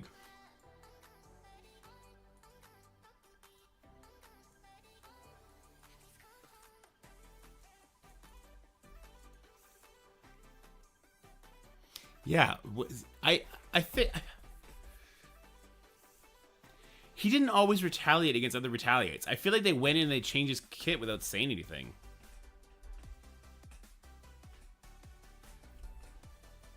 Yeah, it doesn't work against the Black Knight teams, Eric. You get demolished. I need to make him like a purple raider if I want this to really work. That was not always the case. They did a silent buff. Yeah. You can see Guardian helps me push the Gladiator. And now this is going to give my Old Man Logan speed. So now I don't have to eat as many hits from the Black Knight. Except that retaliate didn't always happen. I'm telling you. And my Old Man Logan failed to strip his stuff. Alright, so we just lose. The retaliate didn't always happen, man. It's such a game changer.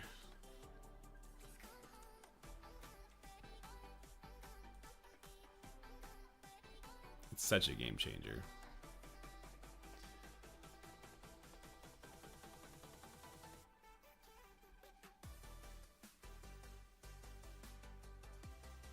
Oh, here we go.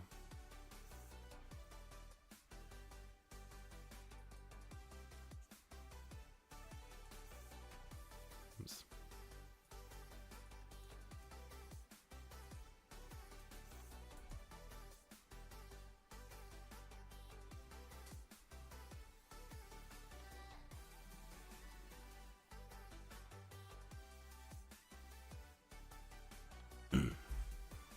Yeah, Prince, Arena's a disaster. I hate the arena game mode. I think it's dumb. It made sense when the game was in its super infancy. Now there's just too many characters. There's too much going on. I really, really, really dislike the arena.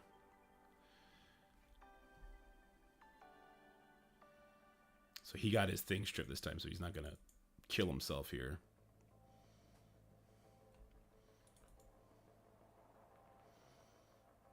Thanos just randomly going, sure. Enemy Apocalypse going before mine, even though I had speed up and he didn't. Somebody make it make sense to me, because the game has been just so poorly classed lately. I don't understand it. Feels like everything's broken and nothing's working as intended. He just full healed. Okay. Why did his Apocalypse go before mine?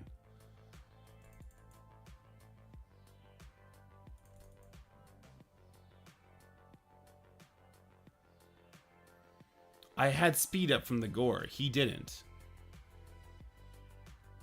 He didn't get pushed or anything. I just don't care anymore. Arena's trash. You know what Arena is? Arena is the ultimate rush Mephisto, rush Odin, or you're just going to hate this part of the game forever. And I'll just hate that part of the game forever. I don't care.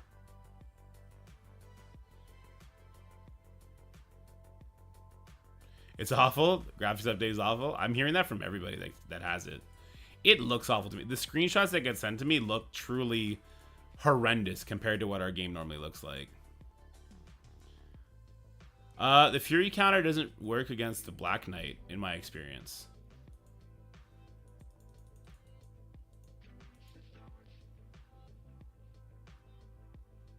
I got it from the Thanos chain. Oh, really? That's still, though. Shouldn't my...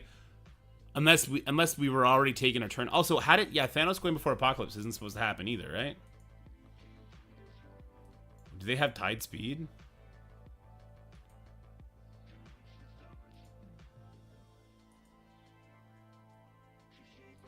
What's all this? Oh, I should go on the web store and claim all the free stuff. Yeah, why did he go before my Thanos? So wait, why did his Thanos go before my Apocalypse? Did I have slow? I didn't have slow. Apocalypse 122, Thanos 123. Oh, so Thanos is supposed to go first. It's not been the case for me for some reason. Yeah, Skrull is 124.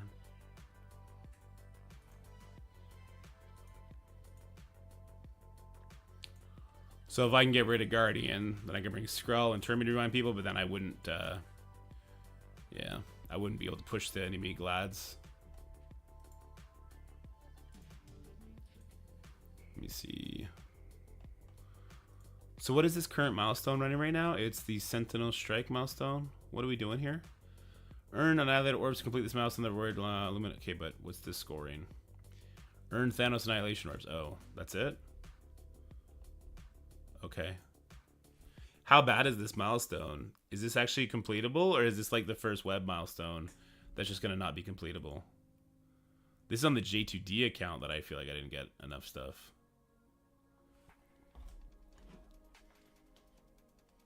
Didn't realize about the upgraded version. Ah.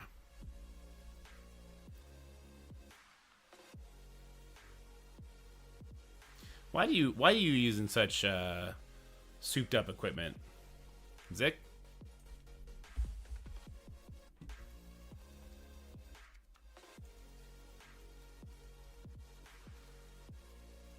The cable came pre-cable managed, which is great, but now that it needs to be replaced, will be a bitch to get out.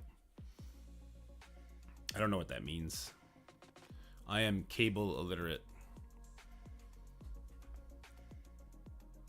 How did Mythics go last night? No, I ended up doing my CC against Ceci. I did a couple of Mythics, both on my Paladin tank and on the Warlock, and they are brutal. They hit so hard. They hit incredibly hard. A classical singer. Ooh, baby. Attaboy. The only person I sing to is my baby. And he likes it. My kid likes it when I sing. My wife does not. I use Ultimates instead of Gore, and I'm top 10, usually rank 1. Been doing fine without Gore, even though I have him at 6 red stars. Really? Because to me, Gore is what stops the Old Man Logan, right? From popping off.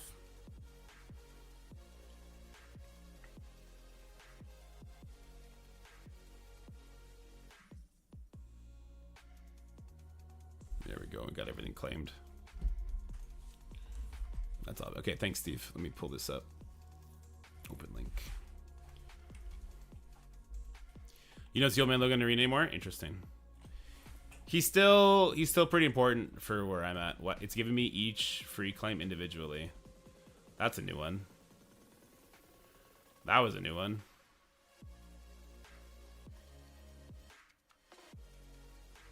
Somebody opened 4 Sentinel Factor and pulled 202 shards. Tell that person to go fuck themselves. Because that's what Reddit's going to tell them. Just beat them to the punch. Alright, give me good Crimson gear that I need. Yes?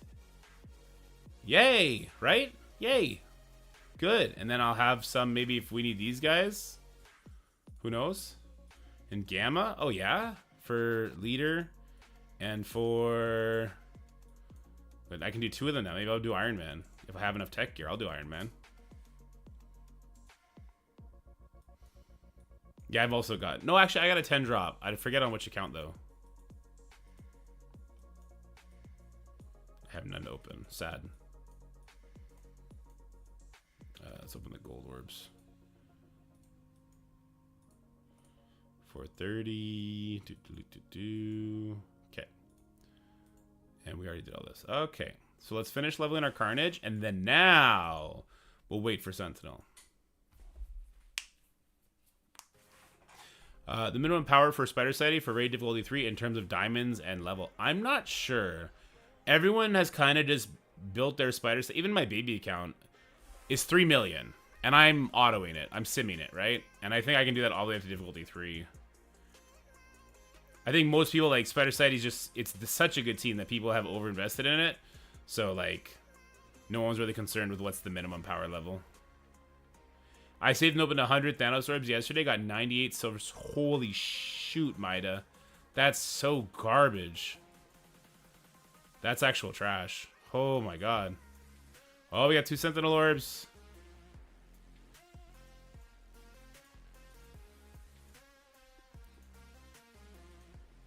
Yeah, one thing's for sure. You're not going to be getting 250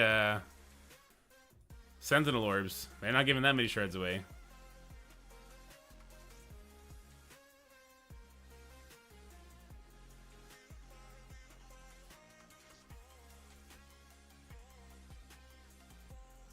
Okay, so let's finish off Carnage.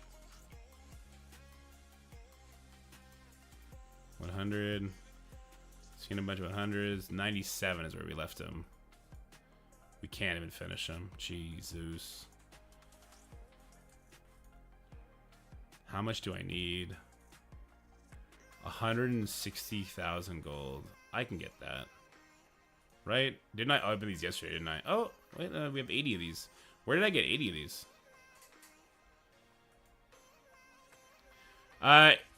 Apocalypse's punch is max percentile damage.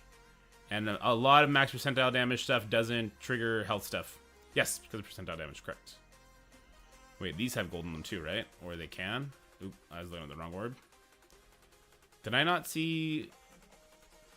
Oh, no, I don't have them. Okay. I could open Blitz, I guess. But I don't need that character. Ooh. Gore Annihilator orbs. 100 drop. Rip.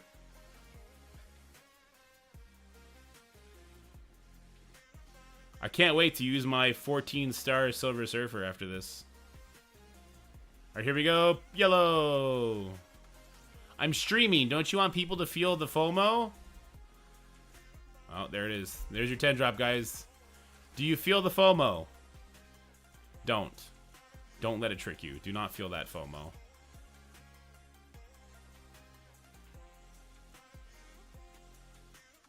Streamer client fucker? True. Rig for streamer? Agreed. Agreed. Fuck that streamer. On the baby account that he couldn't care less on. I couldn't care less. And here's the thing, guys. Even if I had a giant Orcus team, my alliance literally couldn't push through Mystic Difficulty 1. So it wouldn't matter. None of it would matter. Everything's a joke.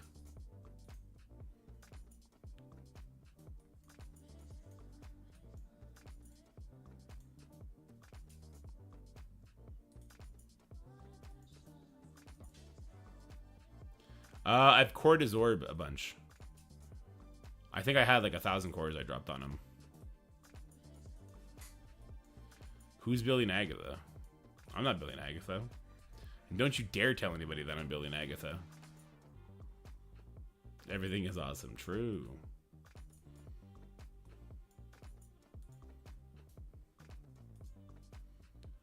Of course, what do we got here? Ooh, baby. Way to go, Corvus. Congrats, man.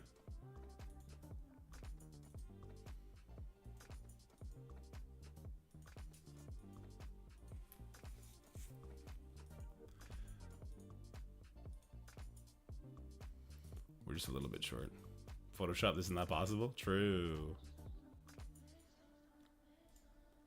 Alright, we're going to open up just a couple of these. I think just 10. 40k, that should be enough. Alright, so Carnage is now done. Perfect. So now we can start hoarding for Sentinel and the others.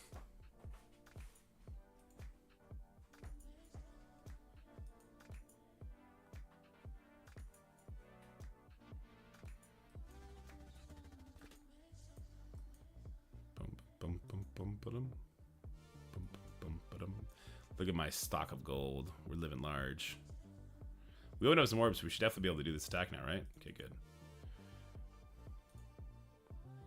My first 100 drop of any character, so I don't expect another. You deserve better. Expect more. I'm gonna leave Loki low. Oh shit, wait. Is Gore gonna open up with his passive right away because people died? Oh no, I backed out. So nobody died. But is Gore gonna immediately... Gore might immediately do his thing. Because Sylvie might get some kills here. But Val hasn't ulted yet. So Val ult should save the day, I hope. I sure hope so. Alright, so this should flip and rewind him. Good, good. Offense up, speed up to Val. Good, good. We don't have anything up. Bad, bad. But this should kill a bunch, right? Good, good. Yeah. Do this here. Get some kills. Good, good. Good, good. See? Easy cleanup. Bitch face isn't dropping in yet. Is he gonna go before my Vol? No. Okay. He's not going before Sylvie. Get wrecked, nerd.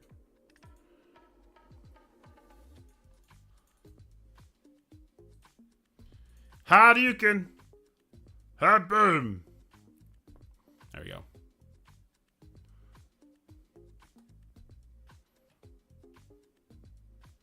Does anyone know if we will get enough gold promos as free to play to only convert our E6 to E7 to diamond? I've just been doing diamonds because I figure that we do get enough gold promos to do some stuff. If you're a pass buyer, you definitely get enough gold promos that you should just convert every single Elite 7. Unless you're buying characters all the way, I guess, would be the only asterisk there. Which even then, not much of an asterisk. Alright, what do we got here? You wanna know what really pisses me off? Hold on.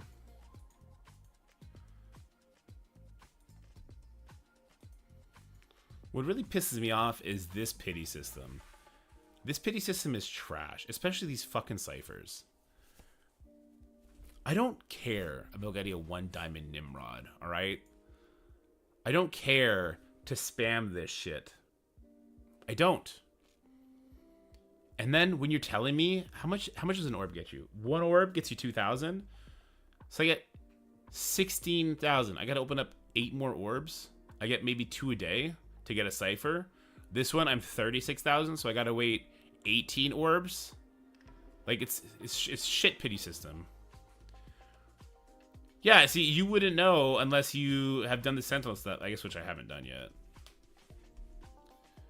Yeah, so Showcase event energy is gone. It's a thing of the past now. Is this it right here? Yeah. So this is the new thing, and you need the ciphers to do this. Do I need ciphers to do this? I actually don't know. I should do this because it'll get me Lady Deathstrike. Okay, sure. Wolverine, don't care. Don't care. I guess this is kind of cool.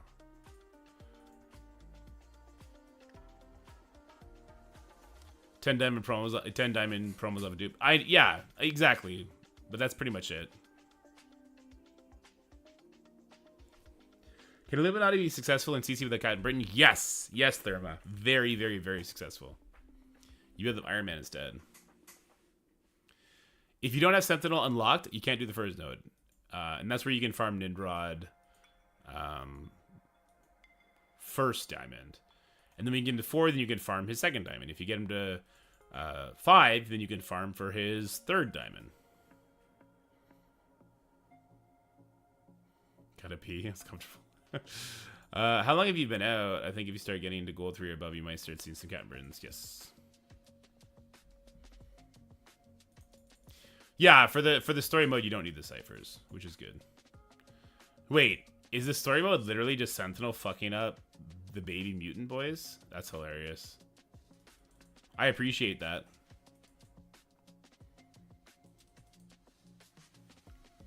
What I don't appreciate is Sentinel is nearly the same size as Iceman. It's Old Man Logan too? There you go.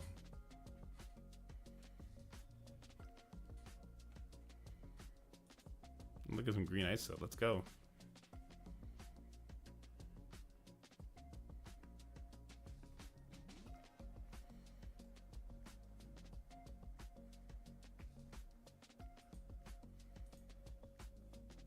Oh shit. Oh shit. Oh, we played Old Man Logan. Okay. It's beating on Sentinels. Aww. I thought we were in our villain arc. Oh, I claim stuff on the JTD account. I gotta spend this energy on that cap. JTD account is hard. Since there's no Crimson Gear to farm, all I farm is gold orbs. But I also have 900 million gold. This is a cool start. Yeah, this was a cool start. Okay. Does it just make you watch them kill Jubilee? Like, what's going on here?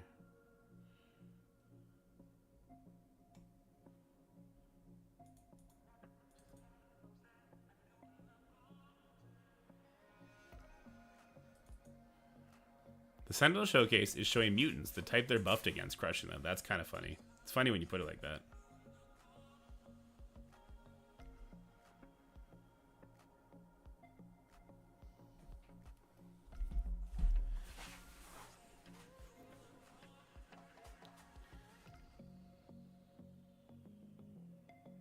There's a lot of Mephisto and Captain Britons now. Yeah, I'm seeing a lot of Captain Britons. I think today I'm facing a Captain Britain. Captain Britain's was a gigantic success, by the way. Not for us, for Scopely. They made fucking bank off of it.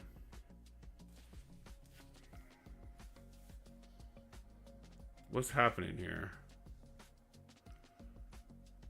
Are we in the endless? Fuck off. Wait, why are these Sentinels summoning other Sentinels? Is every Sentinel here a real Sentinel? What the fuck is happening? Is every Sentinel here not the minion? They're the real Sentinels? Because they're all summoning?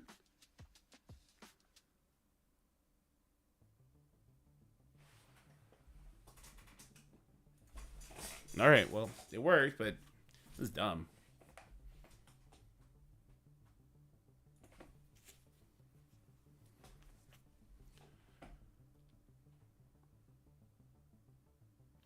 Turn to someone YouTube chat is the exact same name as me. Yeah, shark.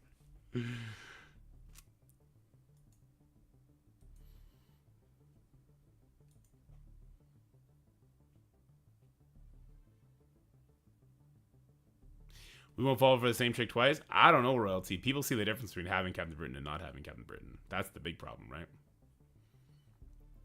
People notice the difference.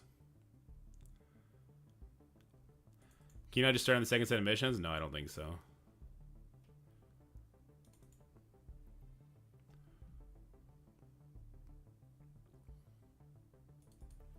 Wait, Kitty goes before Logan even after he gets the first assist? That's wild. What up, Bruno?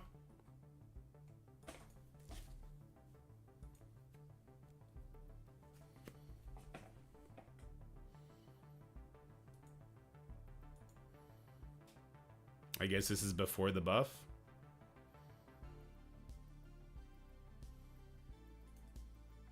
Not regular character early unlocks. That's probably a good idea, Steven. Probably got to save up to like 60, 70,000. My concern is, what if it is an Undying character, and on this account, if I do that, I'll just be pissed off. I'll be like, well, I don't want it.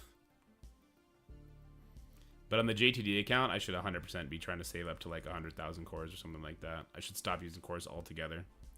Actually, that's exactly what I'm going to do. I'm going to stop using cores altogether. They've been silenced and the next legendary is Stargated.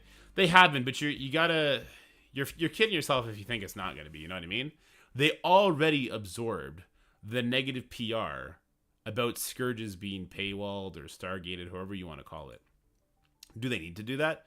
No, the difficulty speaks for itself. People were already complaining last time about the Old Man Logan having a difficulty 15 against 7 stars. Like, this shit is impossible. They've already showed. They've showed it. Like, they don't need to put the Stargate on it because the difficulty is enough. However, they've already absorbed the bad PR. They're never going to change it. Yeah, Zig, that's kind of where I'm at, too. I would agree with that, Steven. 3-star Captain isn't awesome enough for them to have pay to him. More people should have been able to get him.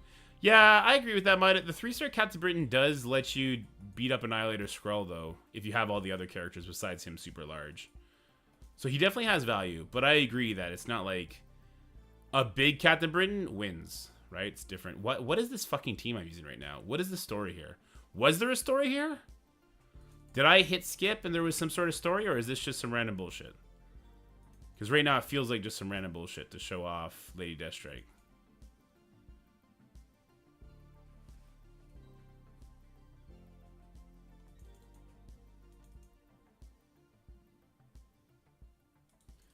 She's coming in to save Aim Scrubs. True. Lady Deathstrike, such a G. Okay. Oh, there is a story. I just skip these by default. I don't know why. I love Marvel Comics. I skipped this story by default. What does that say?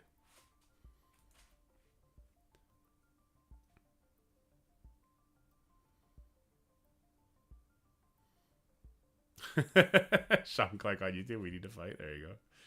You didn't mind the story? It was a good one? You'll have to go back. Wait, this one costs a cipher? Did I see that? No? Okay. We got Rogue now. Let's go.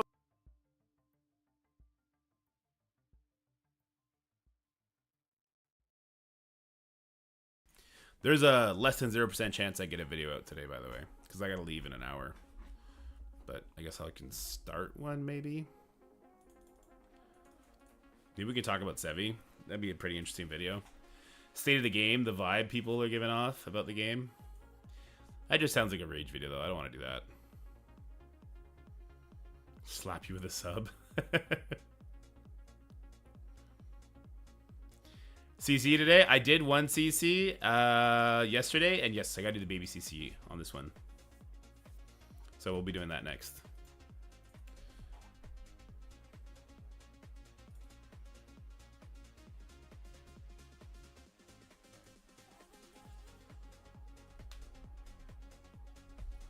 SSC vid? Oh no, the SSC vid is coming. It's coming tomorrow because I put out the Kingslayer vid today.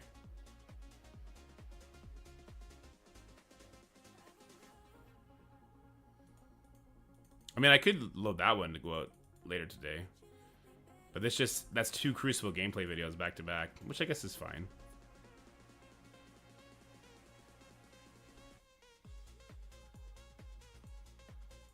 Whoops, I meant to target the Sentinel.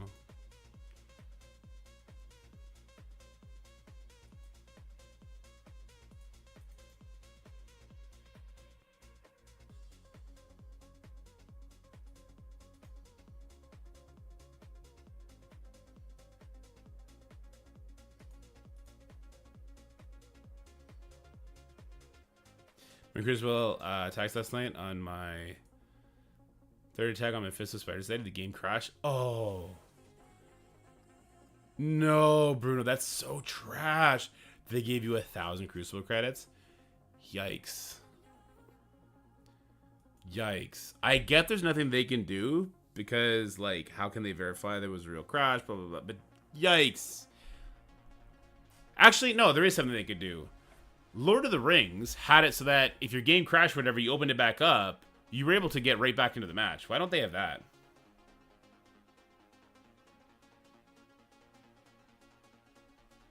Oh, okay. I guess I don't have to leave at 11:30 anymore. My wife is in Limoges with the boys. They're sleeping in the car. I'll be dropping Lucas off at 12:30 and then head home so you can work longer. One of us just has to go get him at 2:30. So I just got to go get Lucas at 2:30. Okay. We gotta do this one once, so I guess we'll just do it. Wait, did I see? No, I didn't see that, right? There's no way it's these characters, right? Please tell me it's not. Please tell me that's a graphical. Tell me that's a graphical bullshit. Oh, I don't have Sentinel unlocked. Tell me that's graphical. Please. Please, somebody tell me this is just graphical.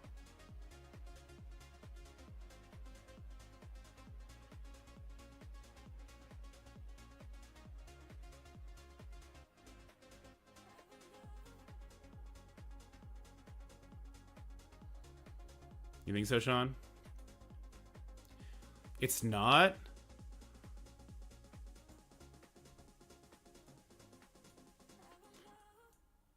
Why have a fight button? Why have a fight button? Have a spend cipher button. Like...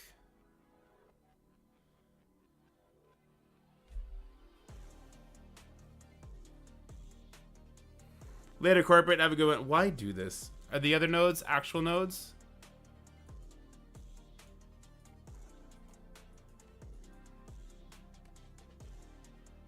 Why do this, man?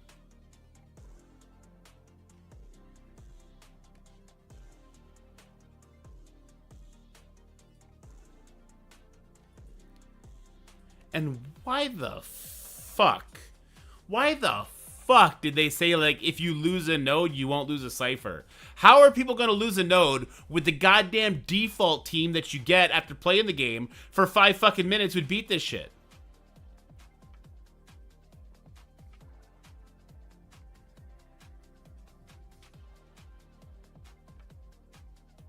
I guess, Torm, I guess.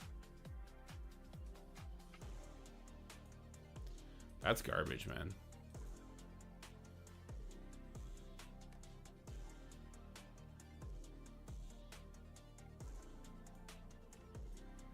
DC maybe? Crash, I guess.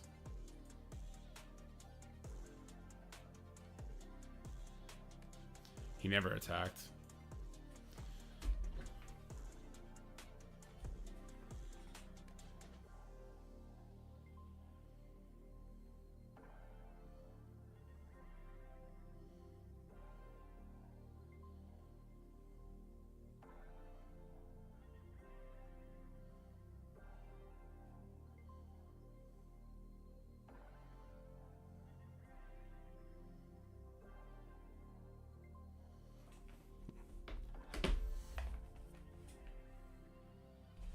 Could really use a video tutorial on how to beat these nodes. True, Dave. Okay. Yeah, there's a Captain Britain here, I think. Yeah, but it's in a weird spot. We are holding on to platinum for dear life right now. So we lose this, we will get demoted out of platinum. We're in platinum 1.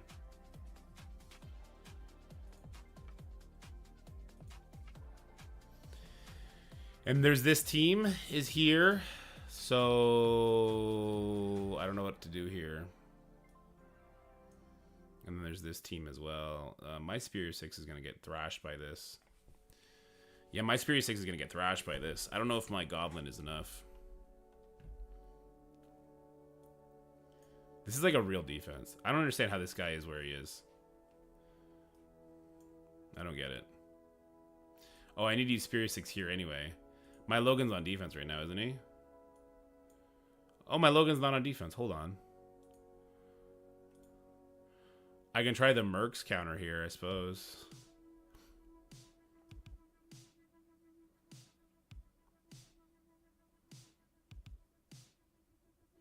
We can try the Mercs counter here. I have not geared to 19 Vulture yet, no. And I won't, because I'm going to need to use it here anyway, so it doesn't matter. I guess here we're doing a burn attack.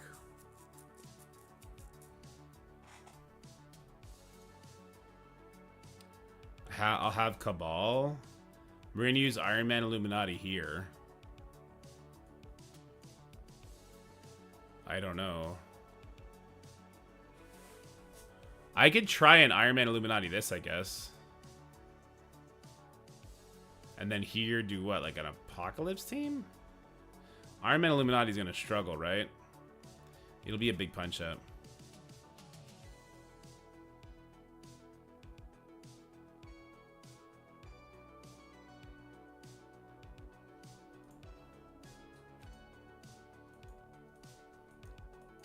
Yeah, I think I'm getting turtled out of platinum right now.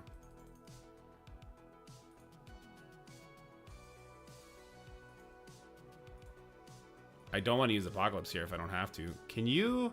I'm clearly clicking on the ISO, right? Who would be the next? If I don't want to do Apocalypse, who would be the next? I'm not even sure.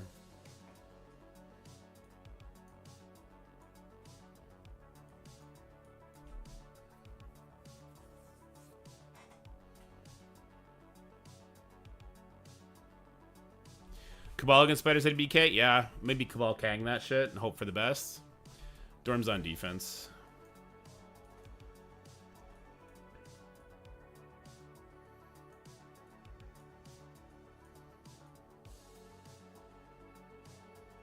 Yeah, Norgor Thanos is kind of what I'm banking on here.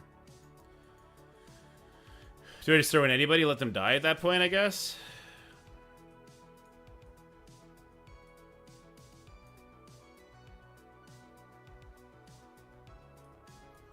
Maybe I'll try with Doom. Wait, where's my Doom? My Doom's on defense, isn't he? For some weird, stupid-ass reason.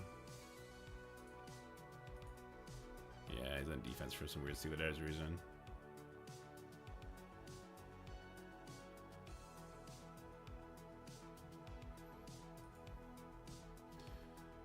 Oh, I have my Annihilators on offense. Oh, hold up. Oh, no, I don't. No, I just accidentally clicked my own defense team there. Whoops. APOC only counter for this and Logan elsewhere. I don't think my... Well, I don't have Captain Britain. I'm pretty sure I would get wrecked.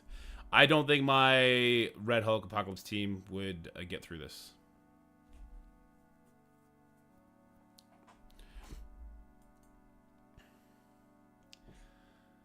I think I might have used Cabal on 5, no? Is this team small enough that I could use something different on it? Not really. Can my Kang one-shot this shit somehow? Kang does not go first, right? No. She does. So if I use Illuminati here, Iron Man Illuminati here, this becomes what? I can't use Superior 6 here, because I gotta use Superior 6 over here.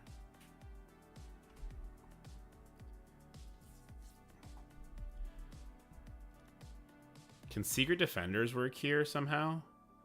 Or does speed up just go way too fast?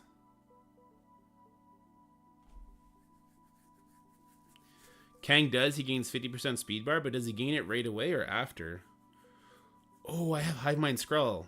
Don't I? No, I have Skrull on defense now. I definitely have Skrull back on defense now, don't I? Yeah, damn it. Damn it, damn it, damn it.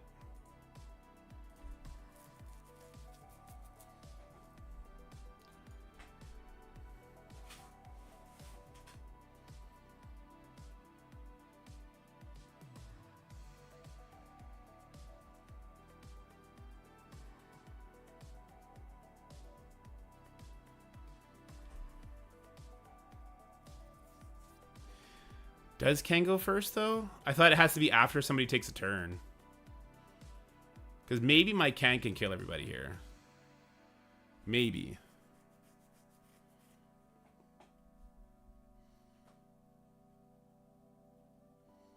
My Kang does not get speed up, right? Because the enemy Black Cat stops it, unfortunately. Also, this is going to be a tough room, too, just because of size.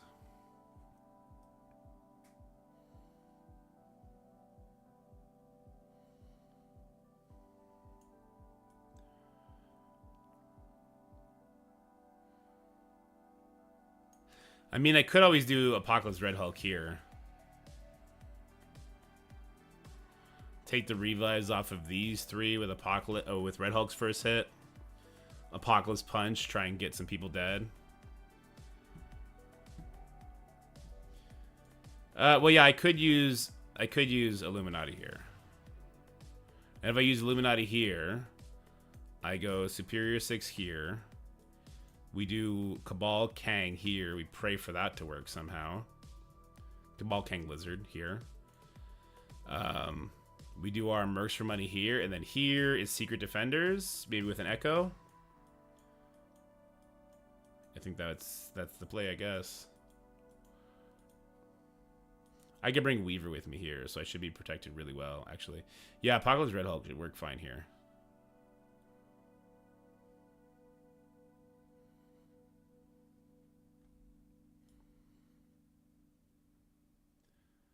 So wait, what did I just say? I'm gonna use Red Hulk here. I mirror Illuminati here. Is that what I just said? Superior 6 here. Would I be better off using Illuminati here? Big ass Illuminati beats this, right? Or no? We know Superior 6 beats this. I'll just Superior 6 it. I don't like the whole damage I'll be taking there. Cabal Kang questionable, Mercs for Money questionable. It's all gonna be questionable. Alright, we can make a video off this. Alright, 3, 2, 1. How's it going, everybody? This is not gonna be a stress-free video, as no Crucibles are. I am on the baby account. We have faced off against more than ×2 punch-ups from people that had really established teams. We lost one over here. It was a really silly one. It was like I didn't bring the right characters into Spider Society or something like that. Yeah, I thought this was Kang. Sorry, I thought this was... Wait, where was the issue? Oh, I didn't bring Lizard. Anyway, I digress. Really silly mistake. And now, because of that loss, if we lose another one, we are going to be removed from Platinum. We are fighting for our frickin' life. And by life, I mean Diamond Orbs. I mean, we're fighting for Diamond Orbs. We want our Diamond Orbs. Lucky for us, we matched up against New Whale Energy. So we do have a 5-star Captain Britain here. We do have an Illuminati team. Pretty small, actually, considering. Like, I don't know why you would stop at Gear Tier 17. But this is a real defense at the bottom of Plat. And I'm very upset. We're going to take a lot of risks. And we're going to start the risk train on Stage 3. Let's get down to business. So I'm going to be using Apocalypse. Where did I say? I'm using Apocalypse on 6. So I cannot use Apocalypse on 3. I need to have Apocalypse for 6. So this is going to be Mercs for Money with who? Guardian? The Guardian's on defense. We're going to be using Vulture. Ares is not Awakened passive. Kestrel's useless. It's just somebody... They're just going to die, right? Should I just go like Phoenix or something like that here? Deathpool? I guess we could just use Deathpool. We could just use Deathpool. Or a pre-taunt? Do we need to use a pre-taunt instead? Oh, I could use Emma. You're right. Yeah, Emma it is. I forgot she existed.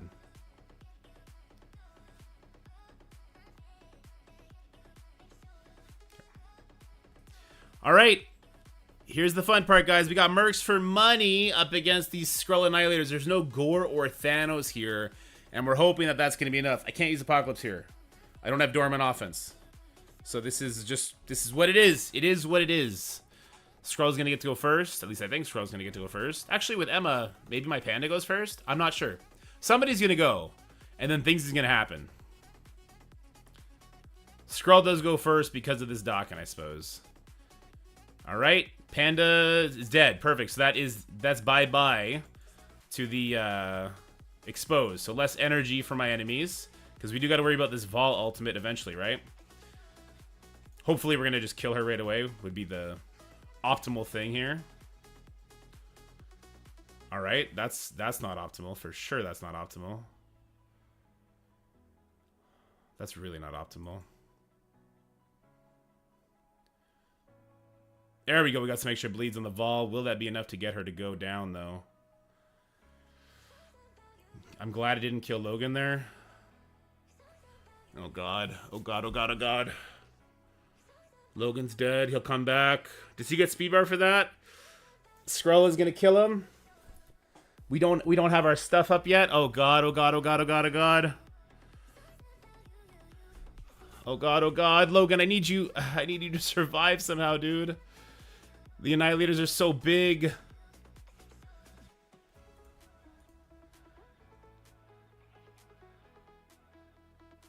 I don't want to... Okay, hold on. I don't want to do any debuffs, right? This does bleed, I assume.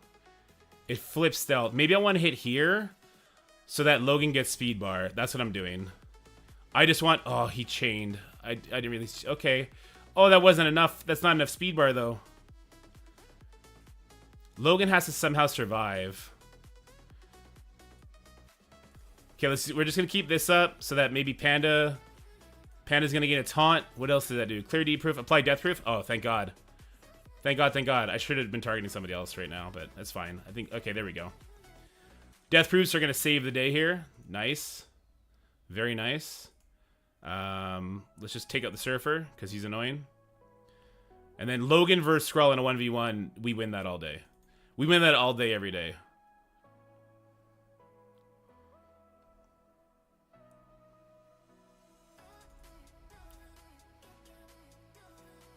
All right, perfect.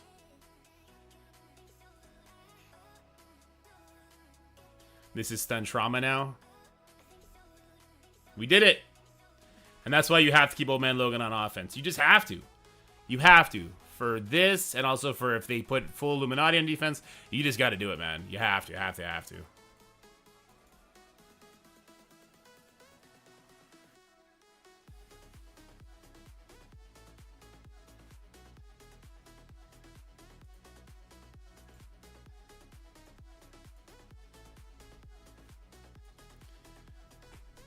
Let's try this one next.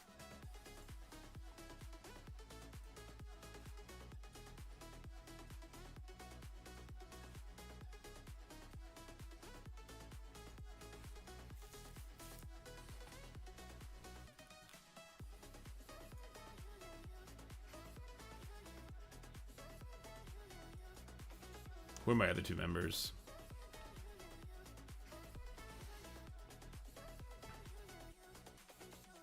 Just some fast heavy hitters.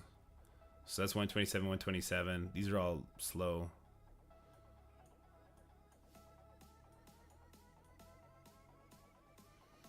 Kestrel. We won't have any defense down. We'll have some defense down when the Apocalypse goes. North Star Guardian are on defense right now. Kestrel it is. All right, we got this Captain Britain team. Like, look, here's the thing. Lucky for me, my opponent kind of put his Captain Britain with, like, not the smartest team ever. Unlucky for me, look at this freaking Dormammu, man. He's Crimson Gear Dormammu. Does this guy have Mephisto? He might have Mephisto. We might be dead and we don't even know it yet. But we're gonna come in here with Apocalypse and Red Hulk. I know I get no speed bar here. It's just about stripping as many revives off as possible, especially from the Guardian himself. And then we're hoping that because we have like diamonds on Apocalypse and stuff like that, we're gonna get the kills, and we're just gonna have to face off against the lone Dormammu is what I'm kind of hoping for. We'll see how this goes though. So I'm gonna leave the Star brand to have his revive. Obviously, I think Captain America is the bigger threat, and yeah, he resisted that, which is not surprising, but still pretty tilting. All right, that's great. Now we have that. This is just going to be easy at this point, I think. I'm going to do this. My Kestrel didn't strip everything. Was that a deflect? I'm not even sure. All right, let's get the kill here. Boom. Kestrel ping. Oh, Kestrel's blinded, so she wasn't going to ping. This is okay. As long as we kill the Dorm, this is just like maybe an efficiency sap, but nothing terrible. I'm going to do this over here. We'll save some efficiency this way. Get offense up. She is a striker. Dormammu should be dead. Perfect. We're blinded, but sorry, we're Billy Luck, not blinded. Waste of Captain Britain. That's a really bad team to put Captain Britain on, thank God. Yeah, Captain Britain's passive keeps working after he's dead.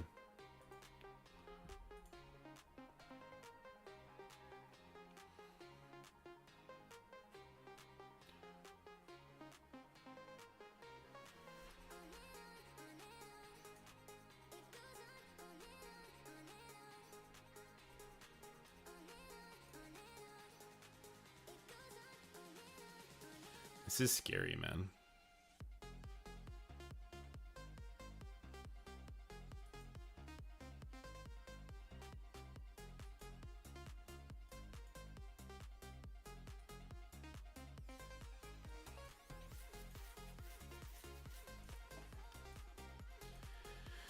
Here we go.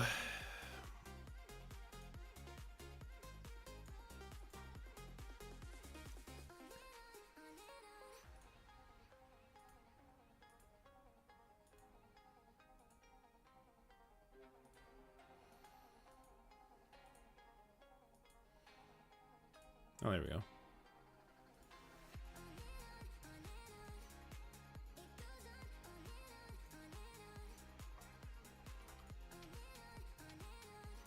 Looking for Iron Patriot. There he is.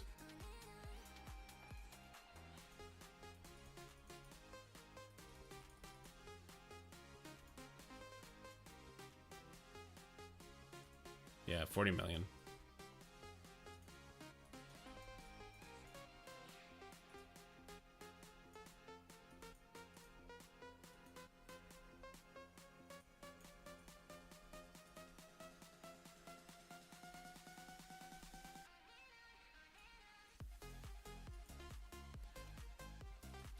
All right, this is, quite frankly, probably the scariest match I have. It's Black Knight with the Spider Society, and I'm going to hit it with Cabal, Kang, and Lizard.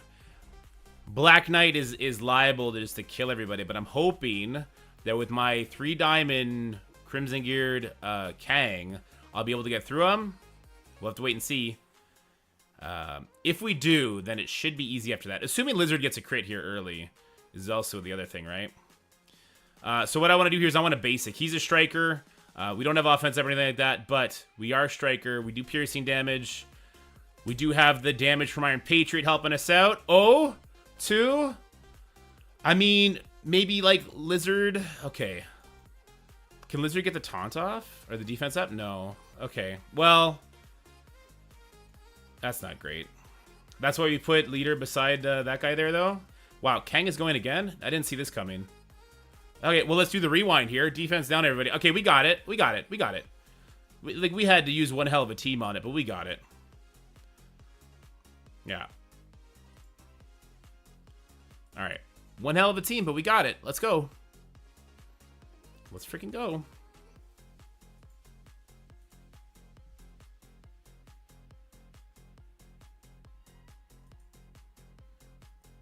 Oof. Kang is not out of the meta, guys, because Black Knight will never be out of the meta. Let me tell you what. Okay, so Illuminati and Superior 6 where? Does Illuminati just face smashes this, don't they? Can't we just get in front of that Nightcrawler and he gets trauma and ability block and everything?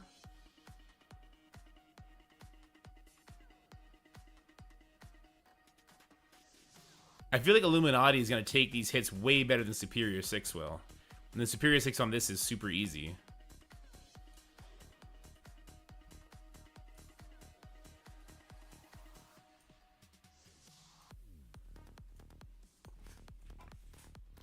Because, yeah, my Illuminati is bigger than my Superior 6, aren't they?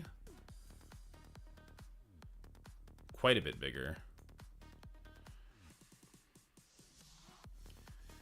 All right, this one might surprise you. We're going to go in here with Illuminati instead of Superior 6. Stage 5. So, like, we would get defense down when we do damage. And honestly, my Illuminati team is bigger than my Superior 6. I've heard this is decent. And now I'm hearing it sucks. I don't know why it would suck. I understand why it would suck maybe in stage 4 with the stealths. But I think it should be okay here. Find the, you know, famous last words. Let's find out. Or was that Illuminati smashes Spider Society? I could be wrong. We'll find out. It's one of the OP raid teams that ruins all of the game modes. So what I'm going to do is, because I get to go before him, I'm going to put ability block on the Nightcrawler. And I'm going to follow that up with a trauma. And that way I don't have to worry about him giving speed up. Because he does cleanse everything, right? But after that, let's go over here and start working down the Forge. So Nightcrawler would go, but because he's got the trauma and the ability block, the rest of my characters should go first. And I should be able just to nuke this Forge down before anyone looks. Okay, this is unavoidable. Boom.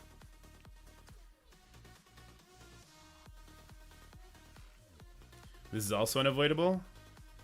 And there goes Forge. So I think we're safe. And because we have Iron Man next to Black Bolt, he should ult here. I mean, this is unavoidable, but the burp isn't, right? So let's do it up here. Boom. Oh, God. Well, there you go. Superior 6 do not easily beat this team. Don't get it twisted. You might have a maxed out Superior 6, and they do good here, and they definitely beat it. But with defense down, and if you're punching up with Superior 6 into this team, that Gambit pinging off on you, and you can't kill people in time, you can absolutely either lose high efficiency points, or you get demolished. But there we go. Illuminati does work. You just got to control that Nightcrawler to the best of your ability. I don't think it'll work in stage 4 with the stealth, though. That's the bigger issue. Agatha Global, Blade, Hero, Moon Knight, Knight, Hero, so just guessing Karen is City Villain. Why would she be a villain, though? Man-Thing would be a hero. I imagine Karen would be a hero, too, no? In my head, she's a hero.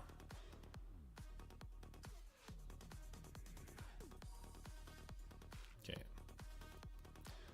Alright, so we're going to use our Superior 6 with Vulture team up against the Illuminati that does not have Captain Britain. This one's really easy, right? Because we stop them from getting speed. Sure, they don't let us get speed, but my Goblin does get speed bar because there's no Captain Britain. We rewind everyone to death, and we demolished them. Oh, we're talking about DD8, the subpar city villain choices. Couldn't agree more. Couldn't agree more. They're not great. By the time here's how it normally works, guys. By the time normal people are getting into that mode, it's going to be much better. All right, so we want to kill Hank. We don't want to do the special from Vulture there because we want to leave them with the defense up. Because otherwise, we won't give them defense down. We really want to make sure we give everybody defense down. Slash the death debuff we just gave Hank Pym here. Okay, yeah, no Captain Britain, so no reflexive taunt. So Vulture's going to go next and finish everybody off, I think. 3 turns. I'll take that. It's a punch down. I'll take that. I'll take that. Yes, you are all normal people. You're welcome. Kara's mentor is Morbius, a villain. Oh, true, Steven. True. Maybe. We're stretching, but hopefully.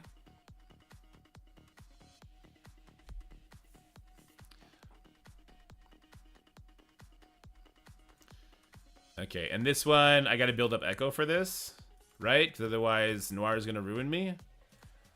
I don't have Echo built at all. Is there a way I can do this without building Echo? Can I absorb the first hits? Or no? Let's see. This can give defense down, slow defense down, disrupt. I feel like this could kill me. Moon Knight won the poll for the character. Morbius won the poll for the mentor.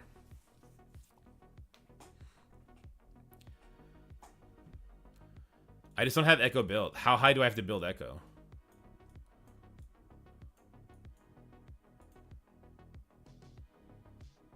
Darkhold is a baby. My Darkhold is non-existent.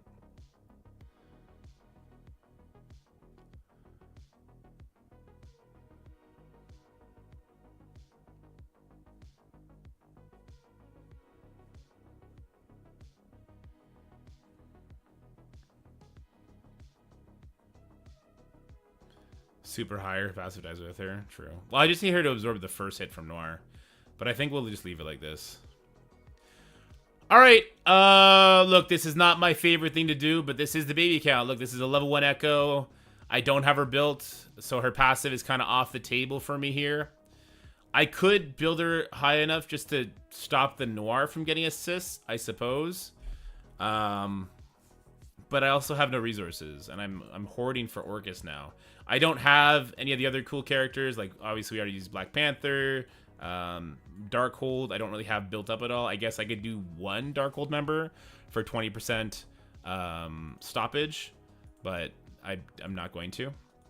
So we're at this. We're at the mercy of this now, where we're just gonna kind of pray that we don't get instantly one shot. I'm just gonna leave her as for skirmisher. We're just gonna pray we don't get instantly one shot on like one of the super key characters, because that is a crimson geared Kestrel. This person has 2 crimson geared mythic characters.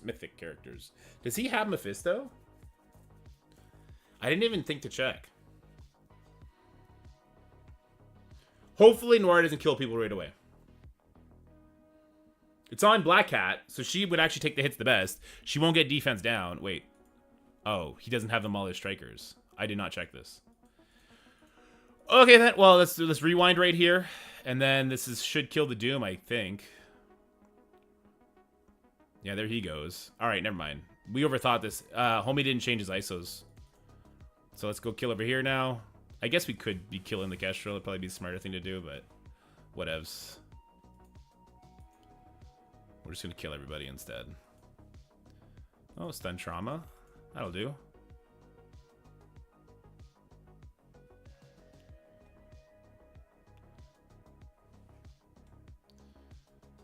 She's 3 diamonds and crimson gear. Does he have Mephisto? Is he rocking like a Mephisto on offense? It's kind of crazy if he is. I probably lost like hugely on efficiency if that's the case, right? This is the last fight, so let's go check. Let's go see who won. I'm not even gonna edit. Let's just go. Super duper genuine reaction about to happen.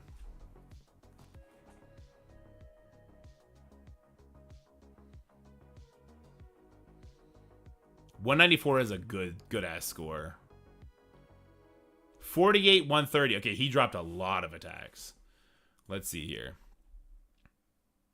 Okay, so he used Secret Defenders with Gore. Gore does not stop assists, guys. I don't know why people think that. Gore is not stopping assists, right? He's not supposed to. He's only supposed to do that in Arena. He's not magically doing that elsewhere, is he? If he is, I'm going to immediately report this shit. It's ridiculous. Or I won't, and we'll just start using it. Okay, so we get to go. We also... Oh, no, we targeted Photon. No, see, we're getting our assists. We're just too weak to push anybody. Yeah, we didn't get the push. No push. No push, so we didn't get the speed bar. We didn't get to go. It was an interesting idea to Hive Mind Noir up here. Not good enough.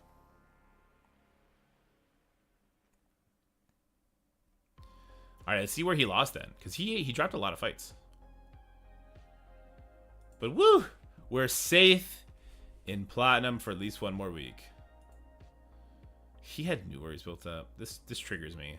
It triggers me that I'm facing people who have the luxury of having like this crap ass team built up. All right, here we go. So our Skrull Annihilator team with the full Annihilators, because it's way more difficult to deal with, did beat the Cabal team. Not even close. And then he had to hit it with a similar team that I did, but he had his Thanos here. Wow, so he uses his Thanos to help make that work. Interesting. Interesting, okay. Stage 4? Yeah, Stage 4 sucks, man. The extreme people suck. He actually got really close on a punch across, then he had to clean it up. Stage 5? Oh. Okay, yeah, he should have used Secret. Well, Where's his Superior 6? Where did he use Superior 6? This was a waste of Cabal here, right? It's 1, 2, 3, 4 losses here. So he backed up, then he tried to hit it with Apocalypse. He got a little bit of work done. And then he cleaned it up with Orcus and North Star and all that. And then stage 6. Oh, he tried to use Superior 6 here. This won. Okay, the only reason this won is because Black Knight gives them trauma and they give themselves debuffs. Which is why Black Knight in stage 6 is such an asshole character. Right? Because Goblin goes ahead and he ults, which gives him ability block. And you're like, or gives him blind rather. You're like, oh, it's okay because homie's going to clear it. The Dork Out. And then Black Knight comes up. He's like, yeah, nope, bang. And he does that. So let's see here. I want to see how this plays out. Also, no Slayer. So when he is blinded, he's going to be missing his thing. Yeah, you don't bring Lizard into this one, guys. You bring Slayer. Because no offense up. So you have offense down. You did very little damage. And now Black Knight is just kicking your ass. We do get covered in debuffs, though. You know what? I think he's going to murder everybody else except Black Knight. And Black Knight's going to solo his team. We've seen this happen before.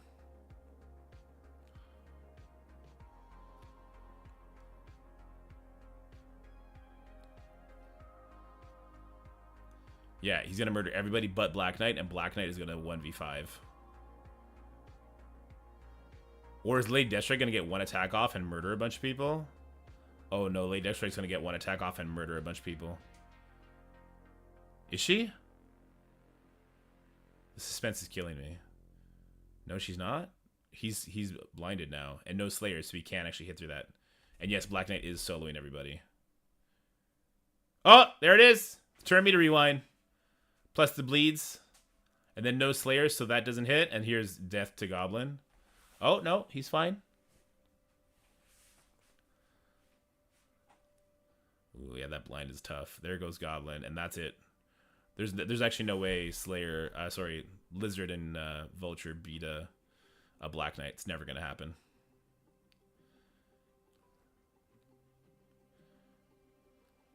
Yikes. Look, Vulture's doing his best. Oh, Vulture's doing his best. No, not like this. Not like this. Black Knight 1v5'd. Jesus, he 1v5'd. Ooh. It's brutal. All right, hey, shout out to the homie competitor, Mr. Brownie. GG, well played. Move your cat in Britain, bro. Move your cat in Britain. That's all you gotta do.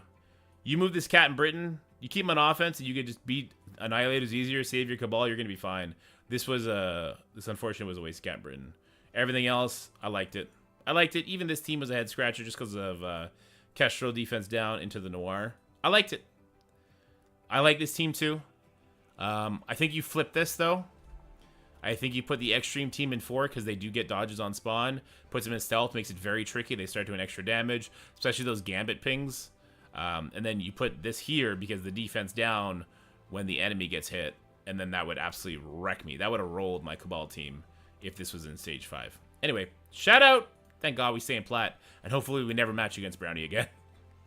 If he listens to those tips, hopefully we never match him again. I had BK in 5 since enemies will have defense down. Maybe I should move him to 6, although I have BK with a bit of a meme team. Well, you saw what I just did. That was a meme team too. 2 Orcus members and 2 freaking Alpha Flight members. I like 6 because of him putting his own trauma out there, so they can't rely on themselves just doing their abilities and then clearing it. That's why I like them there. All right, good. We won. We actually one-shot everything too. Very nice. And I guess that's it. I don't got anything else to do because we did the Ceci one already. Oh, let's read this. Let's read this message from Sevi. Okay. Okay. Do I make videos on this? I don't know what to do here.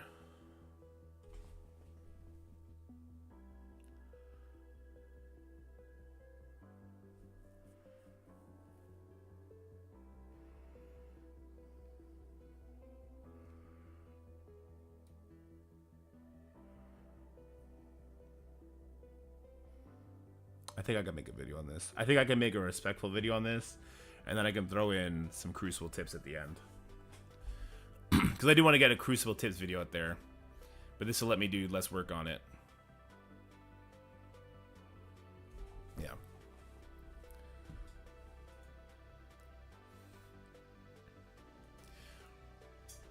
Alright guys, and here we are. Start this video off with a little bit of some bitter news, right? So this is a message from Sevi from the Players Voice movement, and she is like the last remaining top dog from that movement, right? I started it with Evdog, and then I promptly left because it was way too much work.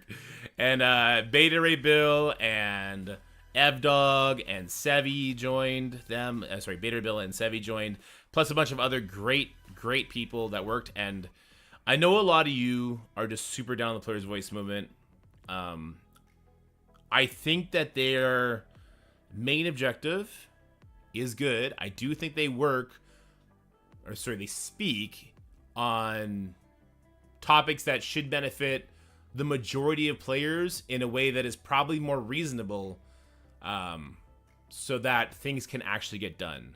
Because you can't go in and say, like, free to play, need to be even on everything, and this, that, and the other. Like, I know that's what some people would want from a movement like this. That's just not realistic. Like, Scopely would never... You would never get anything done like that, I guess what I'm trying to say. So I think they have had the right idea. They've taken the right approach, and we have seen them do some good things. Some things I feel like they might have taken credit from, for some of the envoys. Or maybe we were just all pushing for the same thing at the same time, right? With that said, I want to read this message, because I think this is a very powerful message, and I think it's something that Scopely needs to listen to. They need to hear this. This is important. Okay. Over the past few days, since the Future of Character Release blog was revealed, I have heard from many of you about your thoughts and opinions on the future of the game. Some were positive and felt like this was a needed change to allow for advantage to those who spend.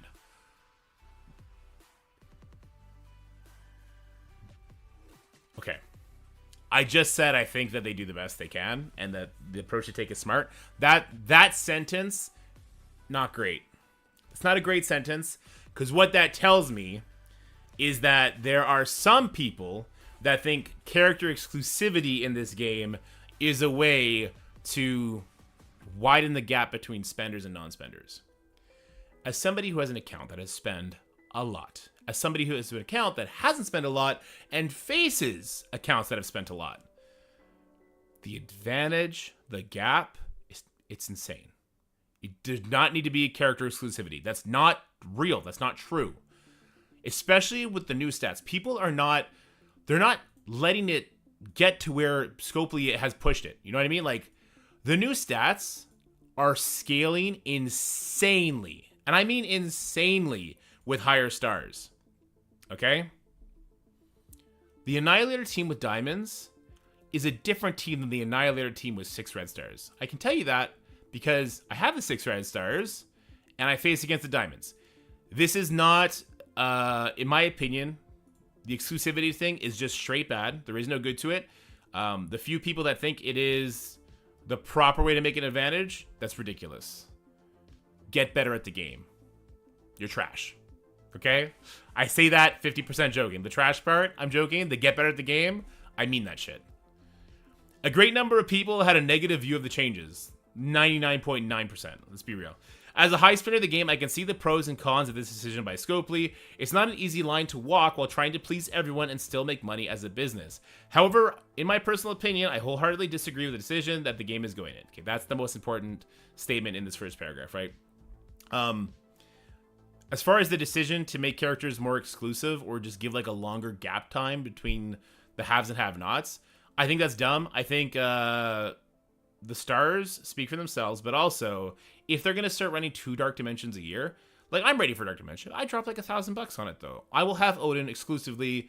My free-to-play account that has not spent money on these events is going to get Odin probably like 5 months from now. Having Odin and not having Odin is a hell of a difference, okay? That is a hell of a difference. And now they're like gating red stars by the event that's going to be running just until like mid-October. I don't know what they're doing with the red stars there, but that is going to be yet another advantage on an already exclusive character. Like it's... okay. Anyway, that's not what Sevi's point was there, so I digress.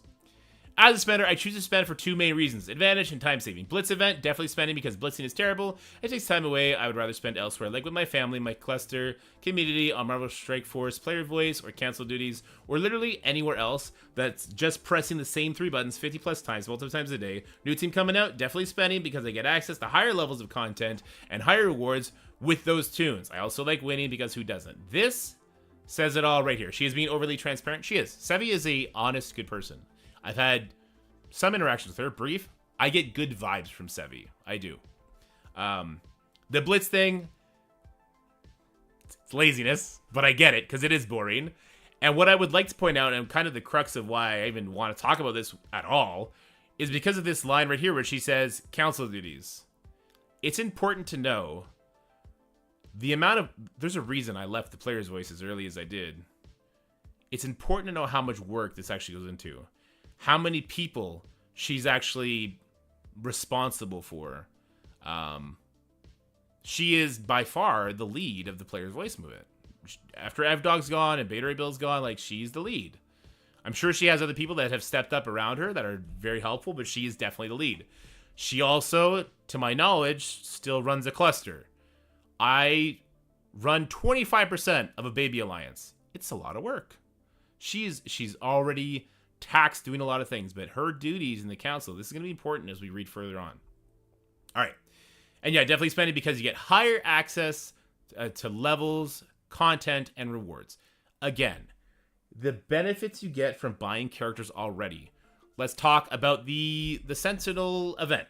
I'll even pull it up. So the Sentinel event, if you buy Sentinel, then you get extra rewards because you're able to use the ciphers on those nodes. Blah, blah, blah, blah, blah, blah. Let me try and pull it up here. Oh, and I broke the game. We're going to edit this out. Whoops. We'll edit this out. What up, Luke? The gap between spenders and non-spenders, especially big spenders and non-spenders, is already insane. So the whole, like, exclusivity thing, it's just a dick move. A message from support.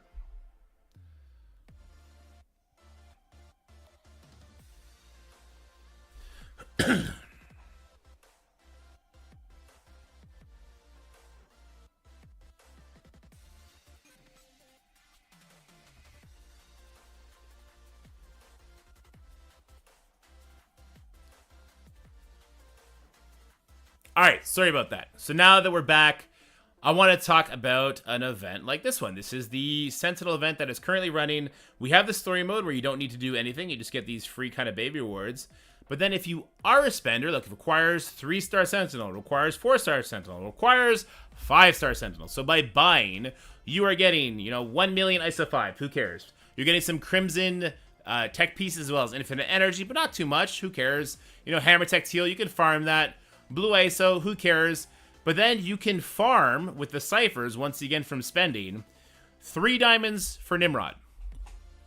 Once again, I can't believe I need to reiterate this. Stars, and especially diamonds, on these new characters, the new meta stats, is insane. A 3 diamond Nimrod is going to be a gigantic advantage. I'm not talking about raids.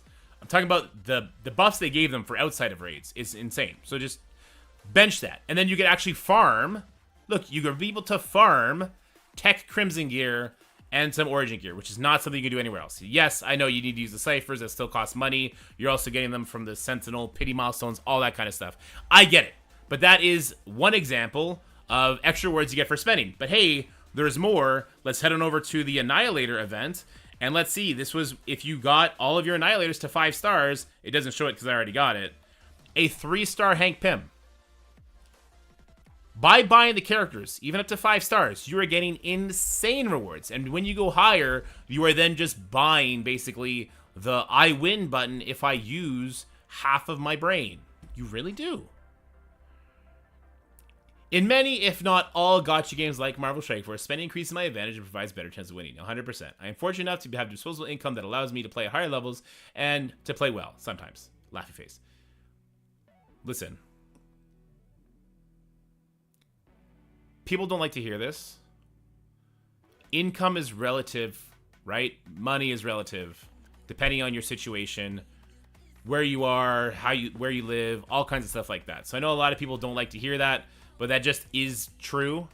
So I don't begrudge people for spending. I don't begrudge people for wanting an advantage for spending. You get the advantage. I do begrudge people trying to, the crab in the bucket mentality. You're up there and you're pushing others down kind of thing. Like, you're already up there. Be up there. Be happy. Have fun. You like the game? You like the game enough that you want an advantage. Well, then I think you should probably like the game enough to learn how to play it, is what I would say. And what I will say also, the Krakens and big spenders that I hang out with, they're not trash at the game. I know very few Krakens that are trash at the game. I know very few big spenders that are trash at the game. If you're spending the money and you're spending the time that is required to be in these alliances that are doing the cutting edge raids, that are, you know, top 2 war team in their given zone, that are pushing or will be pushed for battle, that are pushing Crucible. I know a lot of these guys that they're not trash at the game, or at least they aspire not to be trash at the game. All right. I'm not spending to see my friends, classmates, community barely being able to unlock a tune because the events are so convoluted and complex. This is another thing they're doing besides just making it more rare, is it does feel like they're making these things more convoluted and complex. Now we don't know what kind of shards we can expect from a shard event, right? Like the Gladiator shard event, we can get 100. I think the 40 shards were pretty difficult to get to, if I'm not mistaken. The Sentinel thing, we have no idea because we know we're getting pity shards for Sentinel. So can we still expect, you know, them to do a 100 shard event free to play? Or will it be down to like 60 shards or 80 shards? Like, we don't know. It's convoluted, it's complex. Because it's stretched out over so long a time, they now have the kind of flexibility where they can be reactive to their numbers, but they also use the most skewed numbers. I'm talking about Scopely now. When it comes to like, hey, you know, X people are coring, the other people aren't, so they start putting less shards into the environment, so the people who didn't core get screwed, and the people who do core, they're not going to get extra. Like, that's how they can manage the ecosystem the way they want to. Which, I mean, kind of sucks. Kind of shady, right?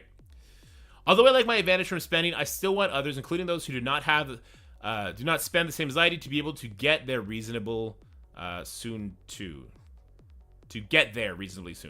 Okay. In our last announcement, we encourage players to make their voices heard in multiple forms, including avenues that directly affect the game. Since then, I have been personally evaluating my relationship with this game and with Scopely. In this reflection, I have decided that I cannot, in good conscience, continue to give Scopely my money when I absolutely do not agree with the direction the game is going. I do not want to participate in their experiments any longer, and so this will be my loudest and final contribution to their metrics. So she's done. She says she's quitting. They have said they're experimenting with character release. Because they're not being transparent with us, we don't know the damage here. We don't know if we're going to get more sooner, but the unlock later. Like, we don't know what the hell they're doing because they don't know what the hell they're doing. And that must be a very frustrating thing when you're somebody like Sevi, who is not only responsible for a cluster that probably has hundreds of people in it, but also the player's voice, which has thousands of people in it. And I'm sure they're getting questions all the time. I'm sure they're getting all the negative feedback. Just like they're probably getting more negative feedback than content creators are getting based on this stuff, right? And we're shoveling it to them. Scopely shut it down. Like they knew what this was gonna be like. We told them. I told them in the cause. This is gonna be a shit show, right? So they knew and they pushed through. So this is something I completely understand the frustration that she must be going through.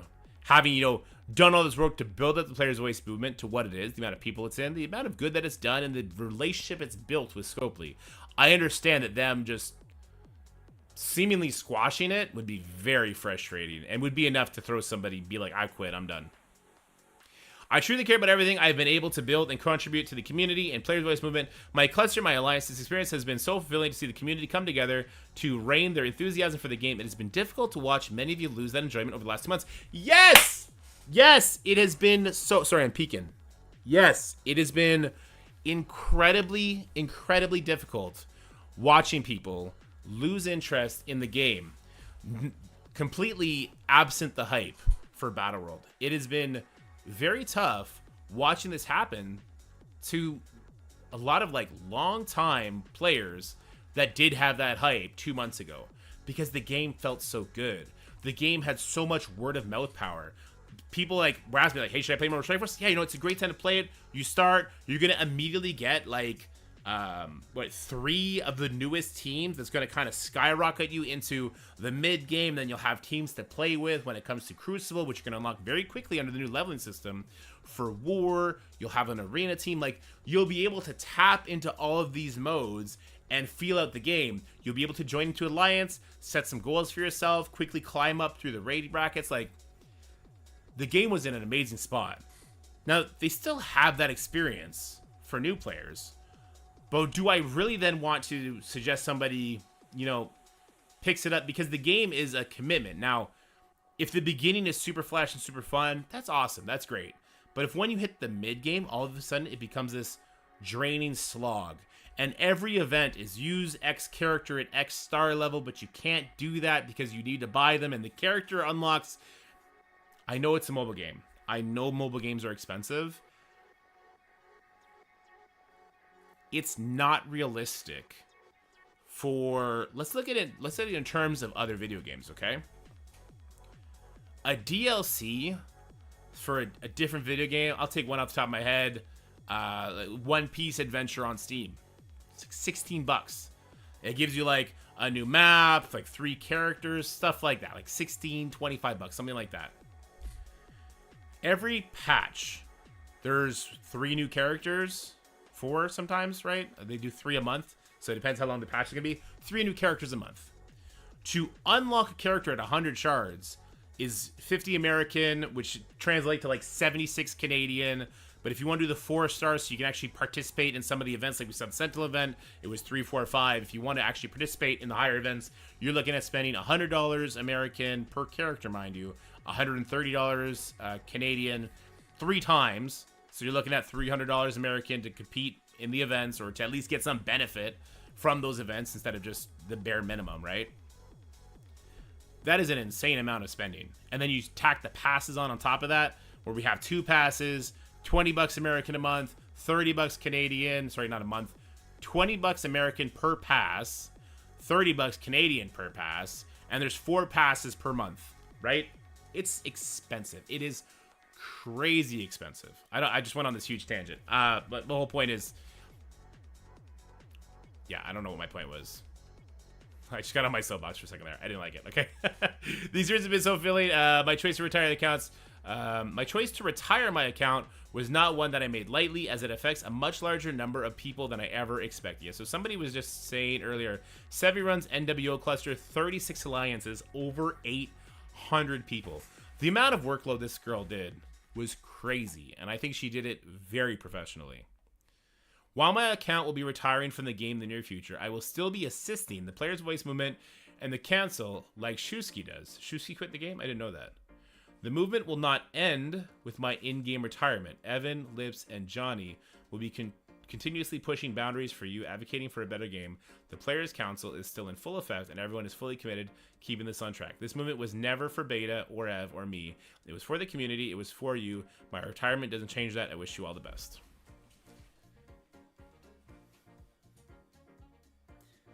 I wish Evan, Lips, and Johnny the best.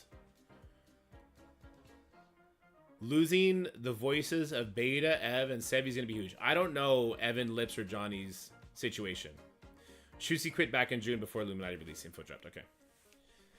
I don't know their situation. I don't know those guys. For all I know, maybe they have really good ties with Scopely. They're going to be able to get a lot done. Losing Beta, who had really close ties with Scopely. Evdog, who is the leader of the biggest alliance in the game for like 2 years running. Those are big hits. And Sevi, apparently a cluster leader of about 800 people. And, you know, those are big voices that Scopely kind of had to listen to. I really hope Scopely continues to take this player voice movement seriously and doesn't start abusing it. Because that's what it feels like what pushed Sevi out, right? So Sevi is saying she's not leaving the player's voice movement. I feel a way about that. It feels interesting to no longer be attached to the game but still be trying to advocate for it. I think you lose the pulse on the game, right? You end up going by what other people are saying about the game because you're not actually experiencing it anymore. That can be dangerous. That could lead to not having the most measured opinions. I can tell you, I get a lot of unhinged opinions in the comment section, and you know, rational opinions every once in a while, but sometimes the most unhinged opinions are the people that are the quickest to let people hear it. You know what I mean? Feeling interested about that. I do worry about the player's voice movement going forward. I do think that they did really good, and I wish them the best of luck, because the truth is they were getting way more done than the Envoys ever could. They just were. They had the bigger voices, right?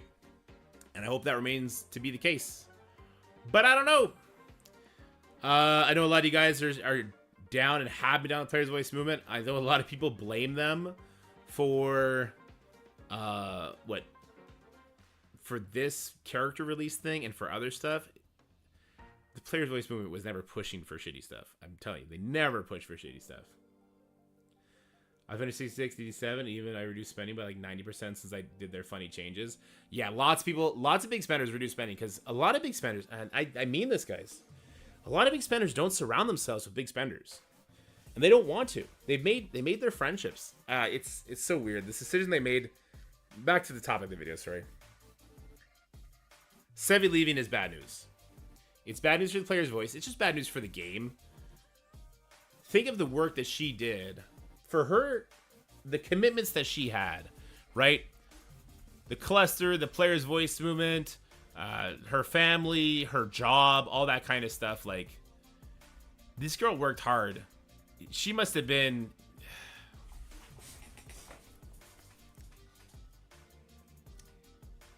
She says it didn't come lightly. I believe that, because she was connected. She was tied into the game, right? In a big way. She lists family alongside cluster community, Marvel Strike Force, player's voice, and council duties. You know, 3 out of the 4 things that she lists as stuff she would rather spend time with was engage with Marvel Strike Force stuff. For her then to walk away from it says a lot about a communication breakdown or just a relationship breakdown. And that makes me wonder. Let me know what you guys think in the comment section below. Sorry to take a turn. Once again, I'd just like to reiterate, I like Sevi.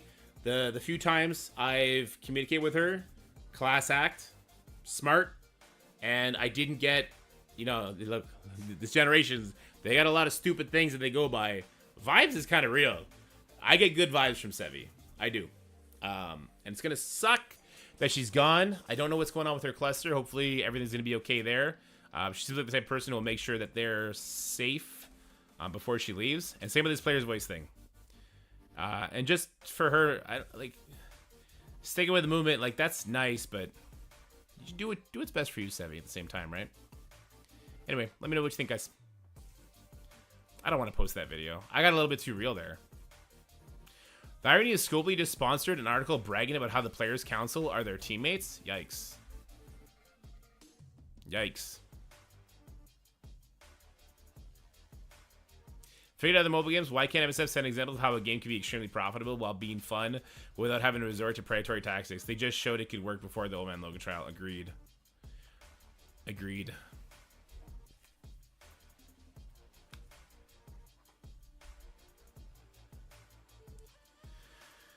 My spending's plummeted since Captain Britain release. Yeah, the definition of irony.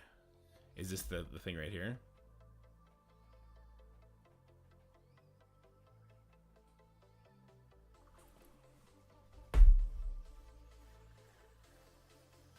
Are these the actual player's voice people?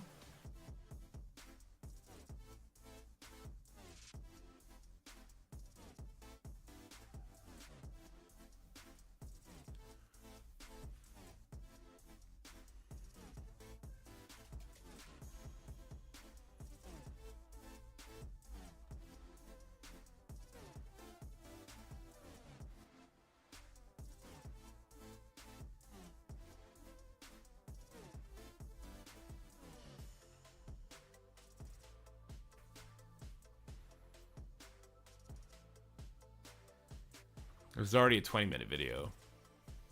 I feel like this needs to be added, though.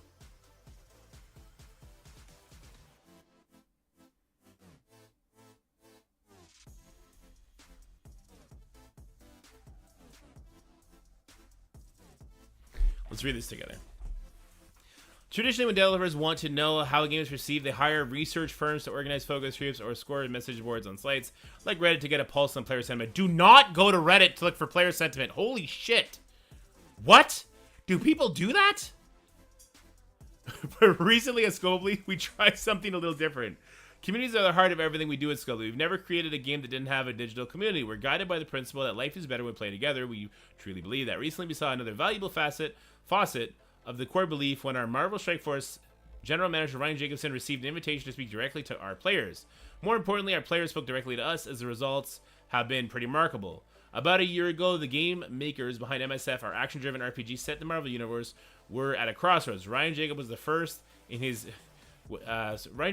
first year as the game's general manager, and engagement was fairly stagnant after nearly 6 years in the market. I would agree with that. Our longtime player of the game, RJ, came to the role with feedback he was seeing in player communities. The events we were running weren't as impactful as our players had hoped. We were releasing characters too quickly. Many of these comments echoed in his own take on the game. That's fair.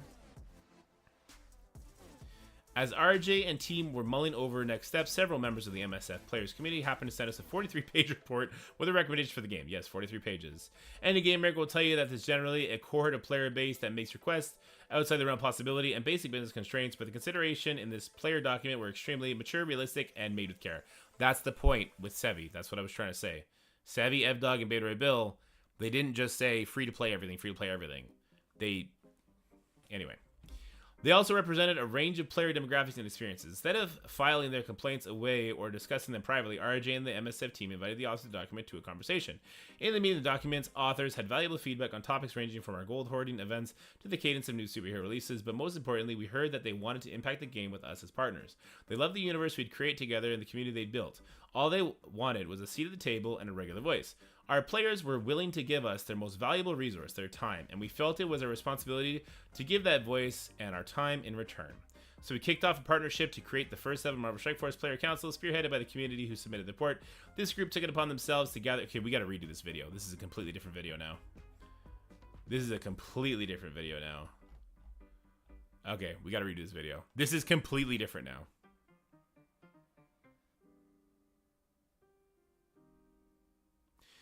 Everybody was told only to get feedback directly from users, not anywhere else. First part of this was pretty triggering. Scopely isn't doing anything new with this. Is anything... They are way behind. Oof. Okay. We gotta redo this whole video. This video is different. We're not gonna spend as much time on this heavy stuff.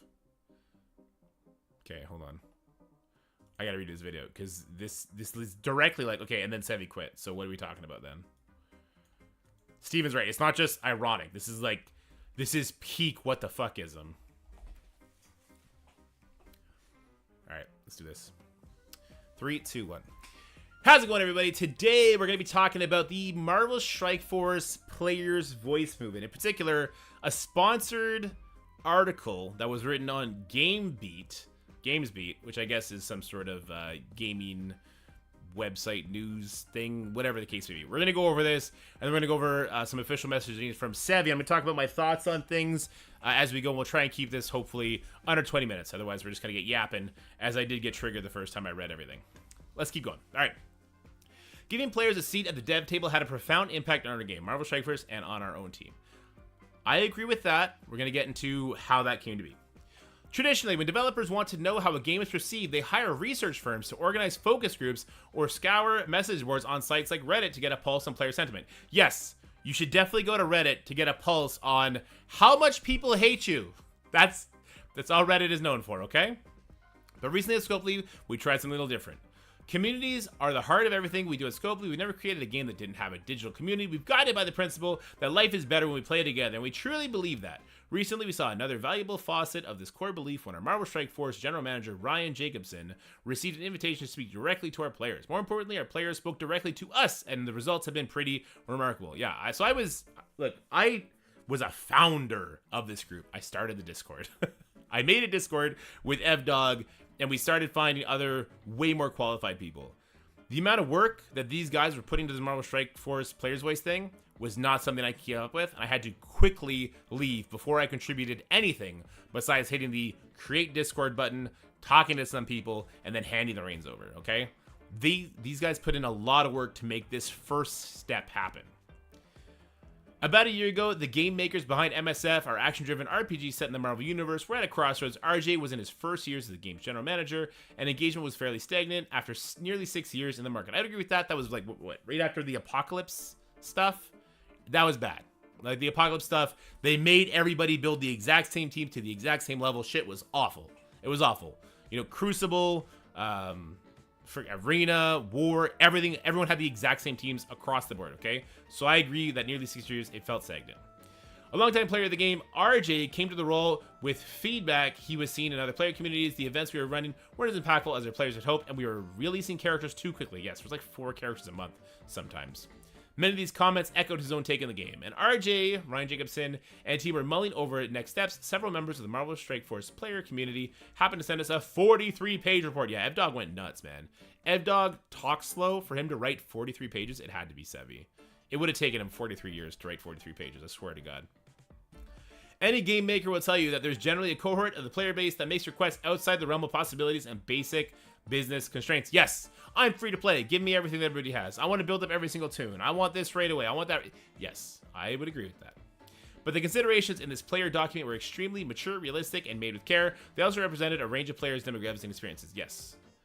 Evdog, Beta Ray Bill, and Sevi were all very, very, very big spenders who had friends that were not very, very, very big spenders, right?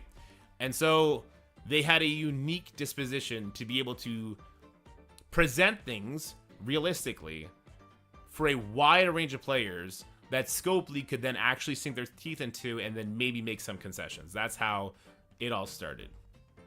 Instead of filing their complaints away or discussing them privately, RJ and the MSF team invited the authors of the document to a conversation. In the meeting, the document's authors had valuable feedback on topics ranging from our gold hoarding events to the cadence of new superhero releases.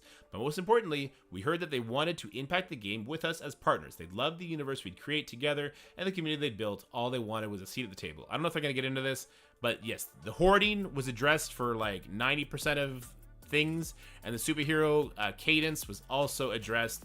Both of those were very, very good things, and it came from the Player's Voice movement. Our players are willing to give us their most valuable resource, their time. That's going to be important as we get to the later part of this video. And we felt it was our responsibility to give them the voice and our time in return. So we kicked off a partnership to create the first ever Marvel Strike Force Player Voice Council, spearheaded by the community who submitted the report. This group took it upon themselves to gather applications, host voting, and execute elections to set up a council of representatives with different playstyles. The council drives agendas, topics ranging from player feedback to upcoming features, and is a forum for our game team to present future content. We also share meeting minutes so the broader community can participate and have visibility. They have been more visible up until recently, right? Recently, they started, well, experimenting, I think is the word they like to use. Soon after we launched our council, player engagement increased almost immediately. Today, overall community sentiment is at an all-time high. When was this made? When did this come out? Is there a date on this? August 14th. This was before the big announcement, right? Yeah, okay. Okay, sure. Yeah, sure. Sure. Yeah. Yep. They're right. And then they just shit all over this statement. Anyway. RJ said that players heard and our team of game makers have found new directions in their work. Now we have our game makers are creating something. It's common for someone to say, hey, did you run this by the player council? Here are a few tips on how to collaborate with your players. I don't know if we're going to need to read this. I don't know if we're going to need to read this. But the communication and the game in August when this was posted. Oh, hi, Sevi. We're talking about your message soon. I would 100% agree. It was an all-time high. Things were really good. They even started changing the meta by having these character stats for new characters be way more inflated. Way more inflated. And that has been a huge advantage, but it's also something that the community kind of just shrugged off like, okay, fine.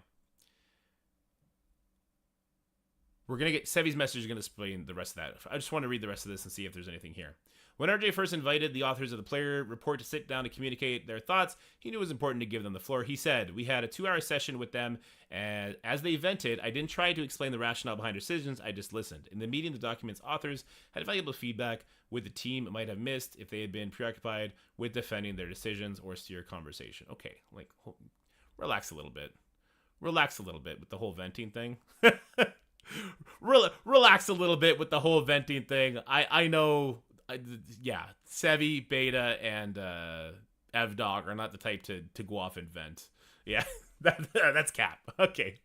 Establish basic parameters, then stay out of the way. The council, which is self-governed, that's true, consisting of a rotating set of representatives who gather topics from fellow MSF players on Reddit, stay off Reddit, and other message boards and community meeting places.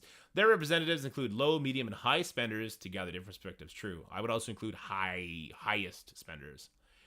Importantly, Scopely, it doesn't have its, and also free to play. They said low, but also completely free. Scopely doesn't have its hand in the pie, as RJ says. The players determine their own leadership, and the council could disband at any time or change its members or its terms without our approval. Yeah, they did everything demographically, is my understanding, though. Like, they had votes and everything like that. Yeah. Keep it consistent. Initially, the Marvel Strike Force team met with the council once a week to go over progress on key recommendations from the document.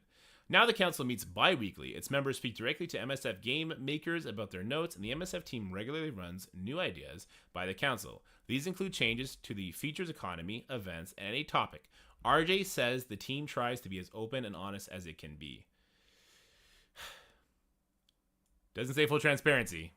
Like, this type of vague statement, you need to immediately throw your red flags up, right? RJ says the team tries to be as open and honest as it can be, which means it's not completely honest, not completely transparent.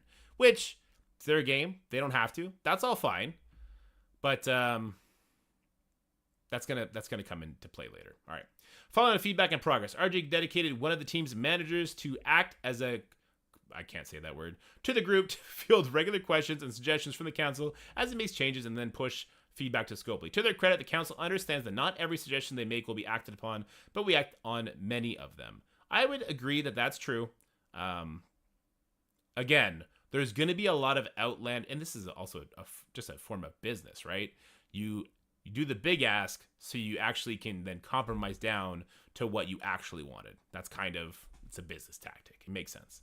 This kind of representation may not work for every game, but for a title like Marvel Strike Force with a dedicated player community that finds connection within the game world for years on end, the passion of this core audience can be your development team's greatest asset and partner. You can get early feedback from various players and archetypes to see how a new feature fits into their daily experience of the game. I would agree with that. I mean, yeah, if you're going to make a game for people, you should, make it for the people. The takeaway here is that almost any game-making team with a hyper-engaged, dedicated community can do what we did. This virtual online, okay, do what we did. You were given an opportunity from some of the biggest names in said community, and you acted on it. Good job. You didn't shoot yourself in the foot for once, until you did. All right.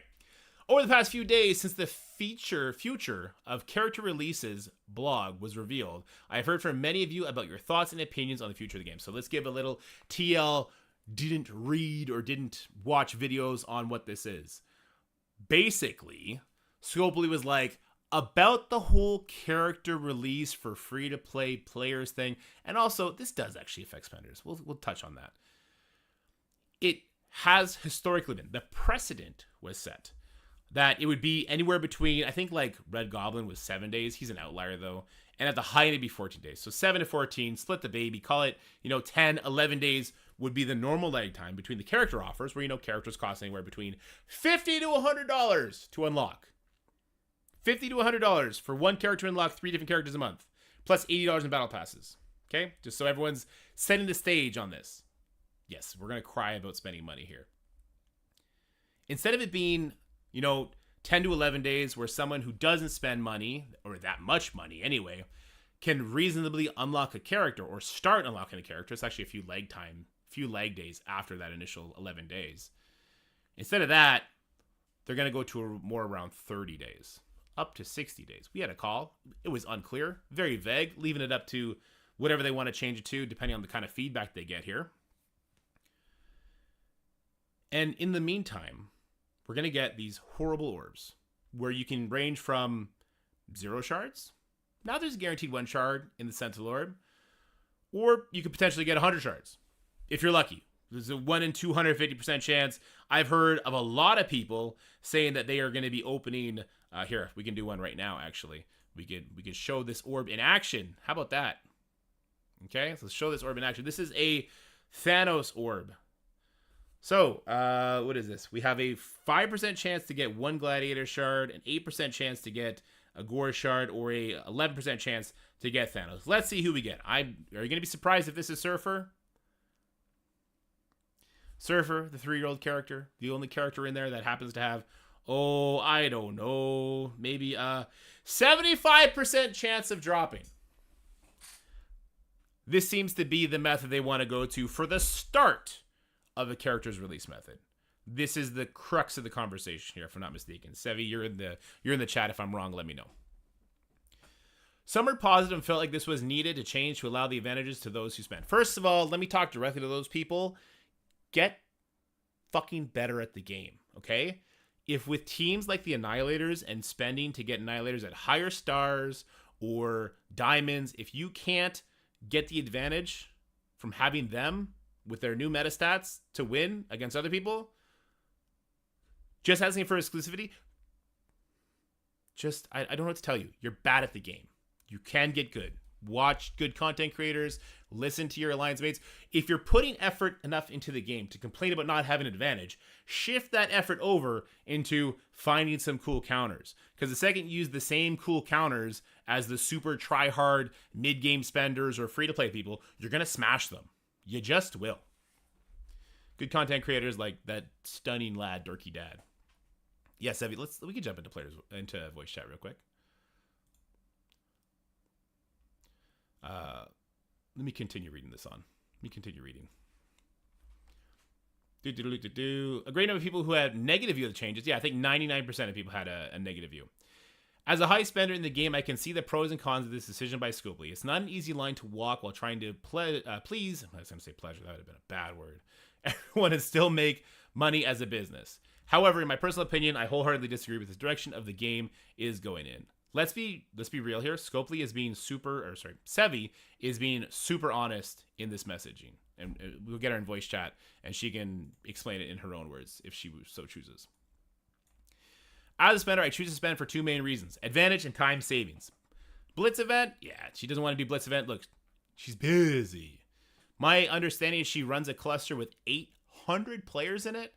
I run a baby alliance with 24 people. No, that's too strong a word. I exist in a baby alliance where I have the leader tag thrown on, and that's it. I have the leader tag thrown. Oh, you're in the chat down here. Okay, let me come join you, Sevi. I'm just going to finish my thought here. The idea of, I'm sure she's not responsible for all of the alliances. I'm sure she doesn't run the whole player's voice, which she talks about here directly.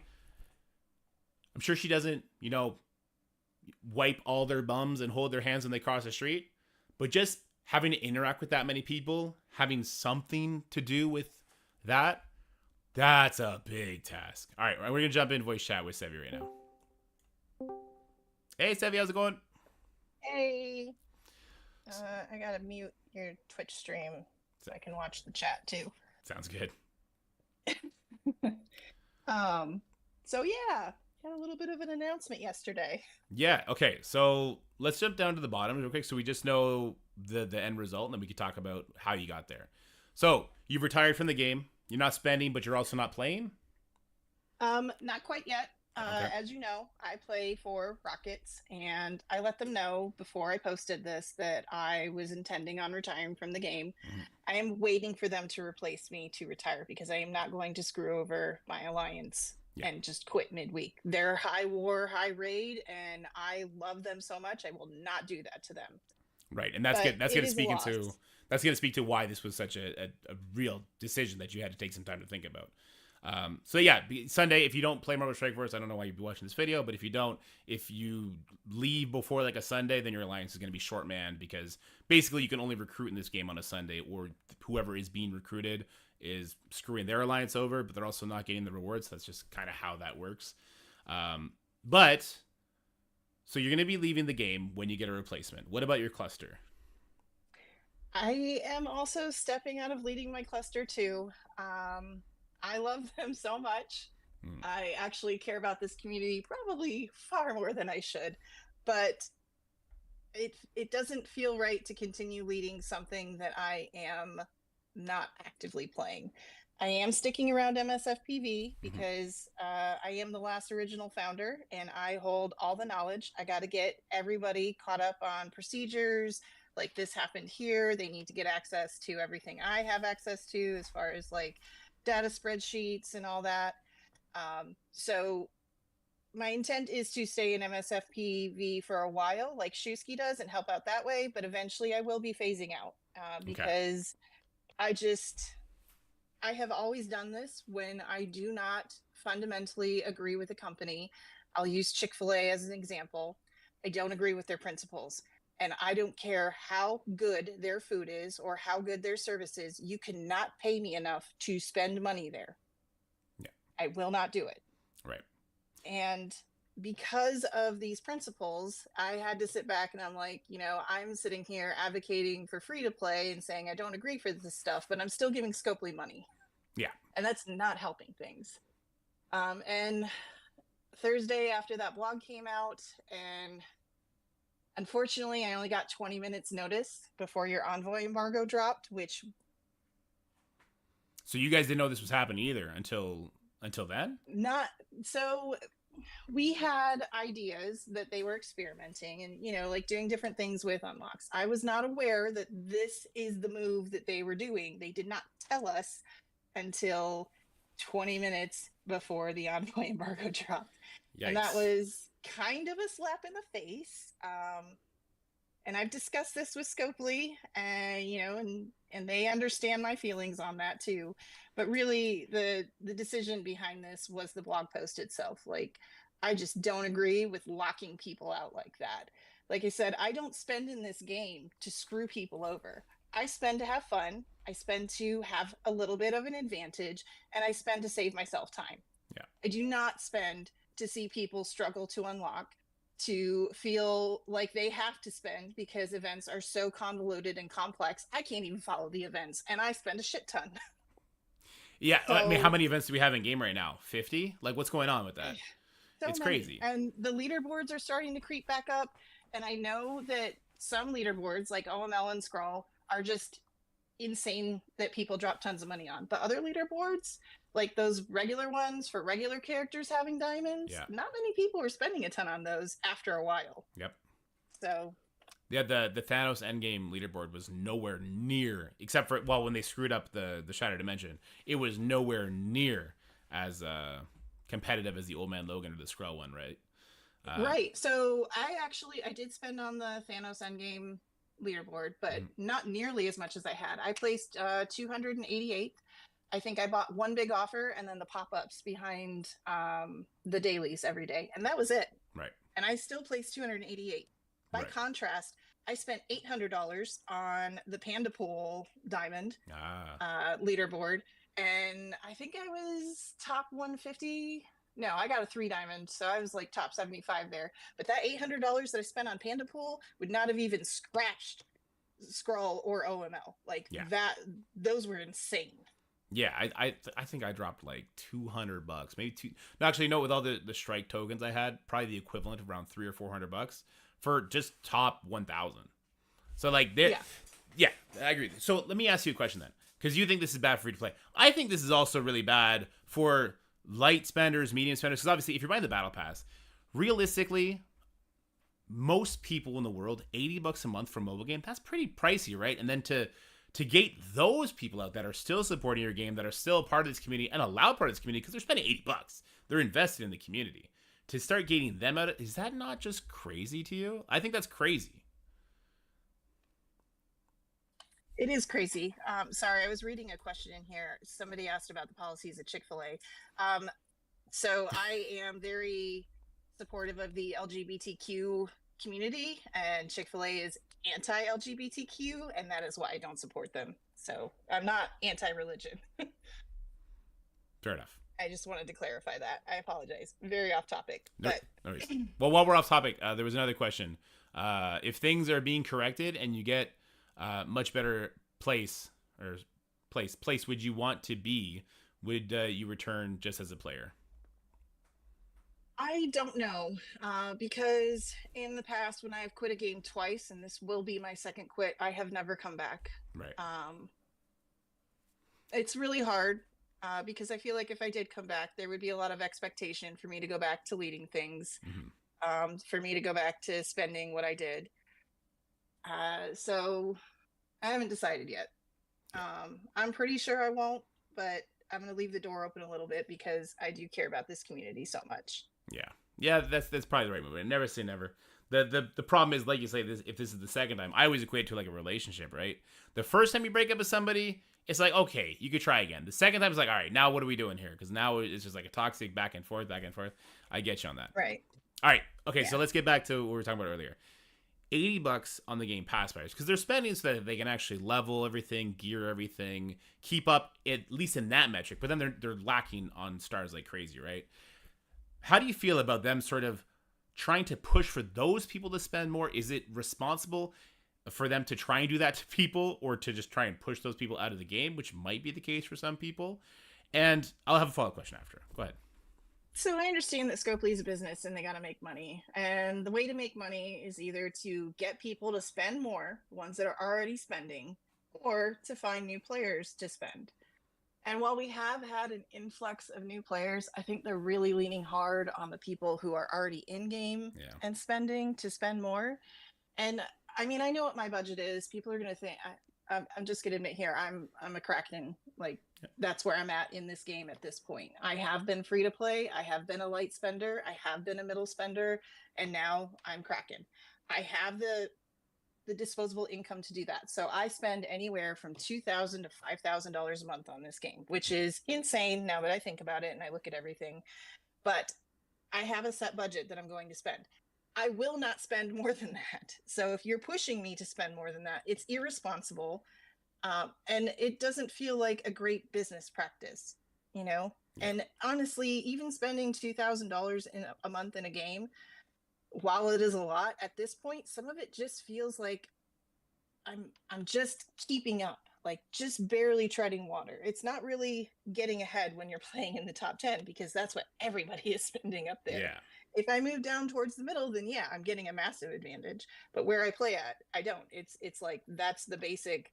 That's where you have to be in order to play there, and it's treading water.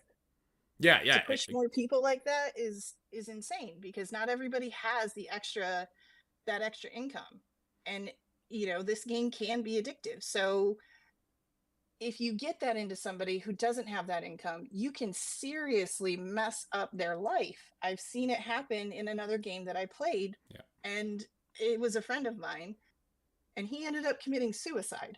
Ugh. So, money can alter your life. If you catch the bug, it can alter your life. So, what you said there, I think, was very important, right? Like, there's diminishing returns on spending, because at a certain point, the game is, 75% PvP, like Arena, Crucible, War. Like, you're spending against other people who are also spending. So if that's what everyone's spending, like, if someone is complaining about the advantages of spending money, they got to realize, like, whatever advantages is not going to be pushed to them, all the other spenders are going to get it as well. So I don't agree with the idea that having the characters be exclusive is actually going to change things in the top 10 like you were talking about, because everyone is just going to kind of reevaluate how they spend, and then it's just going to be the same thing. There might be less people who are keeping up with you at that point, but there's an elo in War, there's elo in Crucible. You're still going to be facing against the same people who decide to take that journey with you to spend more. You also said earlier, this was going to be my second question, and that article came out in August 14th. The game wasn't such a great place. They were doing such cool things for new players, for free players, like the Shadow Dimension, like that, all these rewards. They were really kind of creating a flux of new players, or new spenders as well, that were buying passes, that were doing stuff like this. I can't imagine that there's going to be enough people like yourself, which congratulations. Like, if you're able to spend that and you're healthy, that you just did something right in life, right? There's going to be way more people who could budget, $40 a month, maybe that $80 a month, which I think is still crazy for a mobile game. So many more of those players who could come to Marvel Strike Force, who could get hooked. But all of a sudden, they'll start seeing, well, I'm not getting characters within 30 days, within 45 days, within 60 days, whatever the case may be. Is it not just business irresponsible to try and siphon from the top end instead of blowing up the base like they have been, like I thought the game was growing. My metrics are through the roof. I see all these new players. In the Baby Alliance I started, I see so many people spending. I see Captain Britain's all over the place in gold and in platinum. Like, people were spending. They didn't need to take it to this extreme. What do you think about that? I do think that it is an extreme here. I know that there are more new players coming through. You know, I've seen them in recruiting in my cluster, and we honestly don't have the alliances to hold all of them because nobody wants to lead. This is so time consuming being a leader. But I honestly sometimes think that Scopely thinks COVID level numbers are the standard and what people can do right now. And it's just not. Yeah, not sustainable.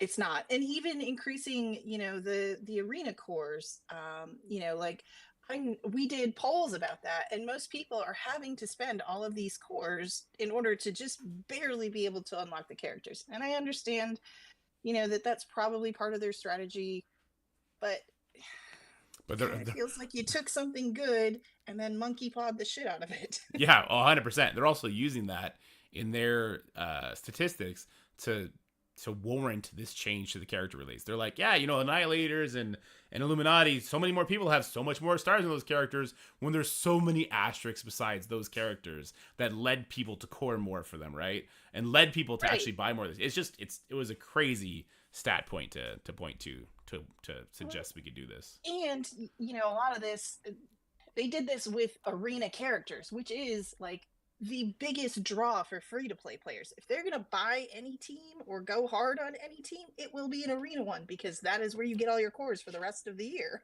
Yep. Yep. Yeah, they did the first exclusive pay-only non-Dark Dimension character in a long time named Captain Britain. So people went hard on Illuminati for that, and then they did an arena team right after. People go hard on arena teams for the exact reasons you said. So using those as stat points I thought was wild. Anyway, with that said, with all that stuff said, is there anything you'd like to say to everybody here while we got them? I mean, I love this community so much. This was a super difficult decision to come to. I have put so much of my time, my heart, and my soul into it. You know, this for me is a principled stand. I've seen a lot of people saying, why quit the game if you're still going to help with MSFPV? But for me, it's more about showing them that I just don't want to give them my money when I don't agree with where they're going, and I don't want to participate in their metrics as far as like daily active users are concerned. My account will rot. It will not be sold. It will not be gifted. It will just die, because that is what I feel will show the biggest statement. It definitely will. It definitely will. Because that's the dirty secret of Marvel Strike Force, right? It's cheaper to buy a maxed out account than to start from scratch. To those people who would think, like, why would you see, like, because you don't want to screw people over. And I think that speaks to your character, and I think that speaks to kind of the identity of the Players' Voice movement. How it did start, and it is run by people that cared about as many people as they could possibly care and cater to. So I guess before we head out, why don't you tell us about the people that are going to be taking over? So Evan B, Lips, and Johnny. So we get some more FaceTime with them, or get some more knowledge. So Evan and Johnny have been involved in previous movements. Evan is involved in the Unlimited cluster, and he's been in MSFPB management, and he's a former council member too. All three of them are former council members. Okay. So Evan's been here almost since day one, but in a management position, and then he moved over to council. Lips he runs Chasing Gravy. He's actually in my cluster, and when he got elected to council, he was in Allspark. Okay. And to be honest, I was a little bit worried because I wasn't sure who he was. It was like, who, you know, when you bring in a whole bunch of people and you don't know, and you're starting this council, it can be a little bit nerve-wracking. But Lips is like, oh, he's one of my favorite people to talk to. He's got an excellent voice, and he is super intelligent. And Johnny is just so much fun. You guys probably know him from leaderboards. He's a Sex Panther, Johnny. Yes, he's in Sex Panther. Okay. But Johnny, everybody's like, oh, you're a Kraken council. And I've heard it from a lot of people. But I have always seen Johnny advocate for what's best for the community, including what's best for the free to play. So I think that you guys would be in excellent hands with them. They take a very measured approach, similar to what Ev, Beta, and I were. And that's a big reason why Path and I chose to move them up into leadership and push them into these roles. They have the experience. They know how the councils run. They have the relationship with Scopely. They just need to get to know you guys better. So, right on. Well, looking forward to getting to them. And hey, if they ever want to come on and talk, let me know, and we'll put them on. I'm happy that that you're doing this of your own volition, and that you're making the call that you feel is best for yourself, as opposed to becoming miserable and bogged down. Because honestly, you've done great things with the council, and I'd like to personally thank you for doing that, because the envoys, we get shit done compared to you guys. So I'm hopeful that you can train these guys up, these gals up, whatever the case may be. They're guys. All of them are guys. They're all guys. Oh, Jesus.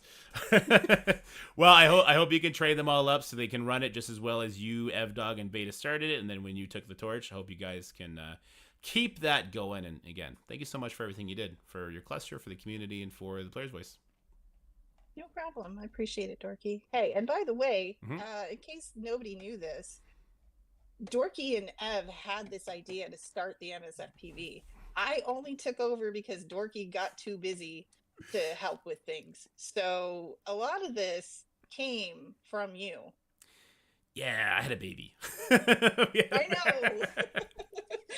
know. So I don't think people realize that. And I know you're not that involved anymore. But they should be aware, that a lot of this came from Dorky and Ev working together. I mean, I just came in at right before we ended up going public. Yeah, I started the Discord, and then I handed it off to somebody who was much more qualified at making it fancy, and that was the limit of my contribution. Just so you know, you guys did everything. All right, well, thank you so much, Sevi, and hey, if you find another awesome game that you end up supporting and playing because they got the kind of morals that you're into, let me know. Will do. All right, bye-bye. Thanks, guys. Bye. All right, hey, stop record. You don't gotta leave. I just said stop record there. Okay. Right on. Okay, so we got Evan, Lips, and Johnny taking over. Cool. Is Shusky, he's not playing the game, but he's still doing it. Is he going to be doing it forever still? I think he's eventually planning on phasing out, but to help me more, he's been handling suggestions. Okay. Because our suggestions mod stepped down. He had other things he wanted to do in life, and so... I mean, that's something people don't get. I'll handle that.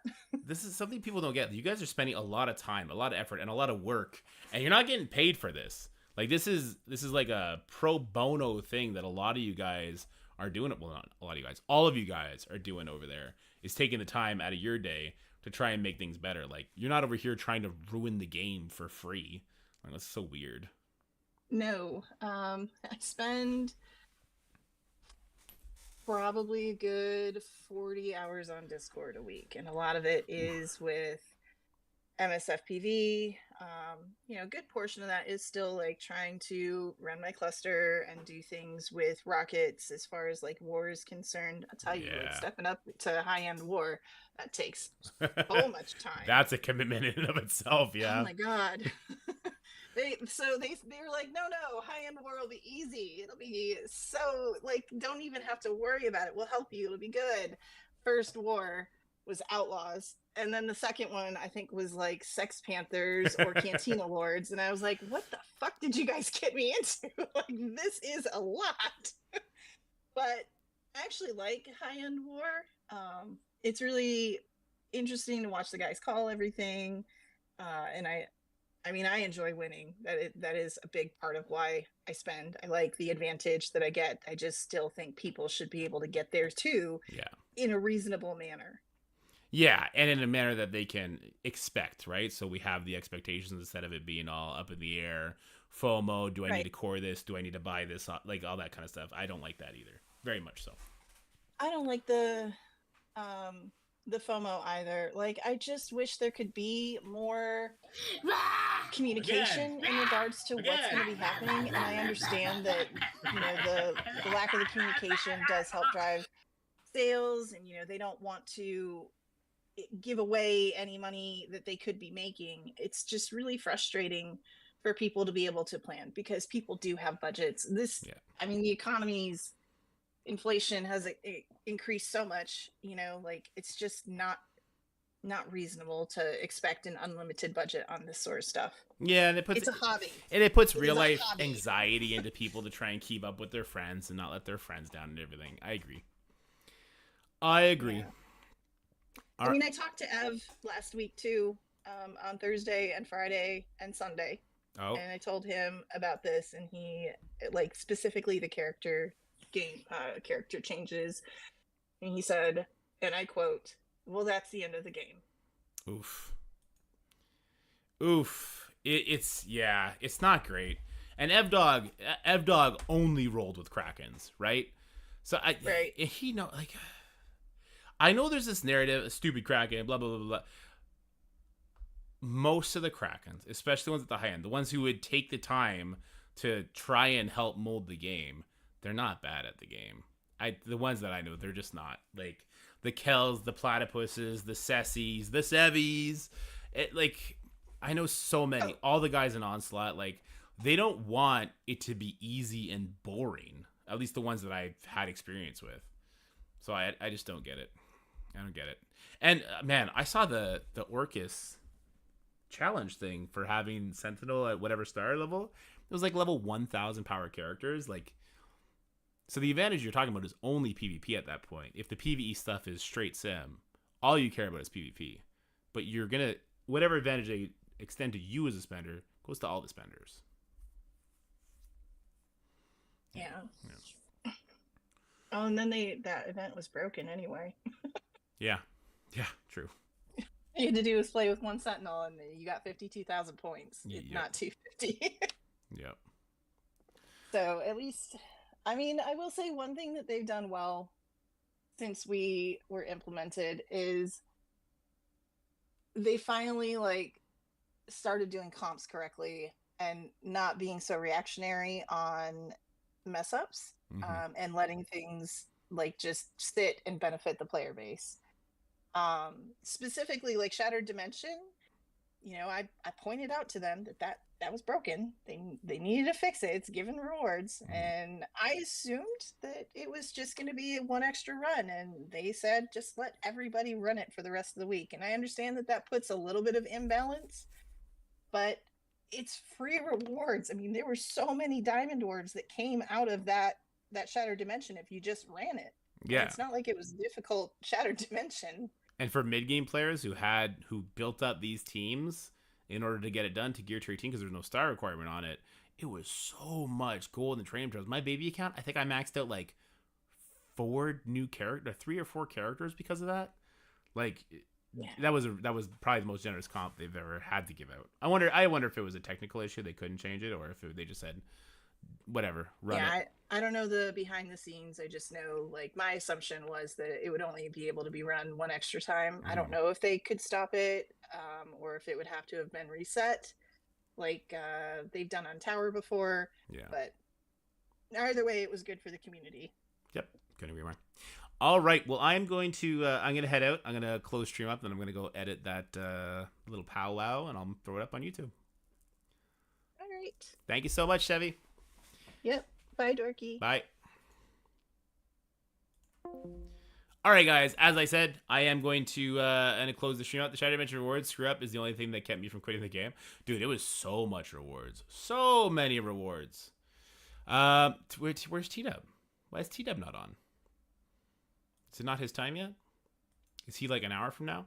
Either way, I'm going to raid off, guys. I'm going to go edit that down because I didn't hit record until halfway through that. So I got to, like, pull the VOD and edit it and all that kind of stuff.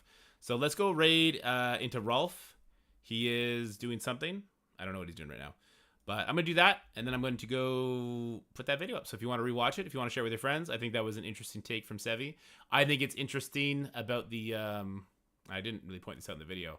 I think it was interesting about that article being written, and then them just sort of just kind of backpedaling it in the biggest way possible.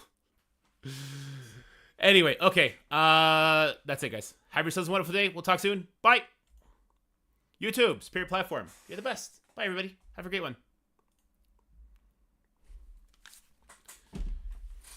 Oh, I gotta hit stop stream.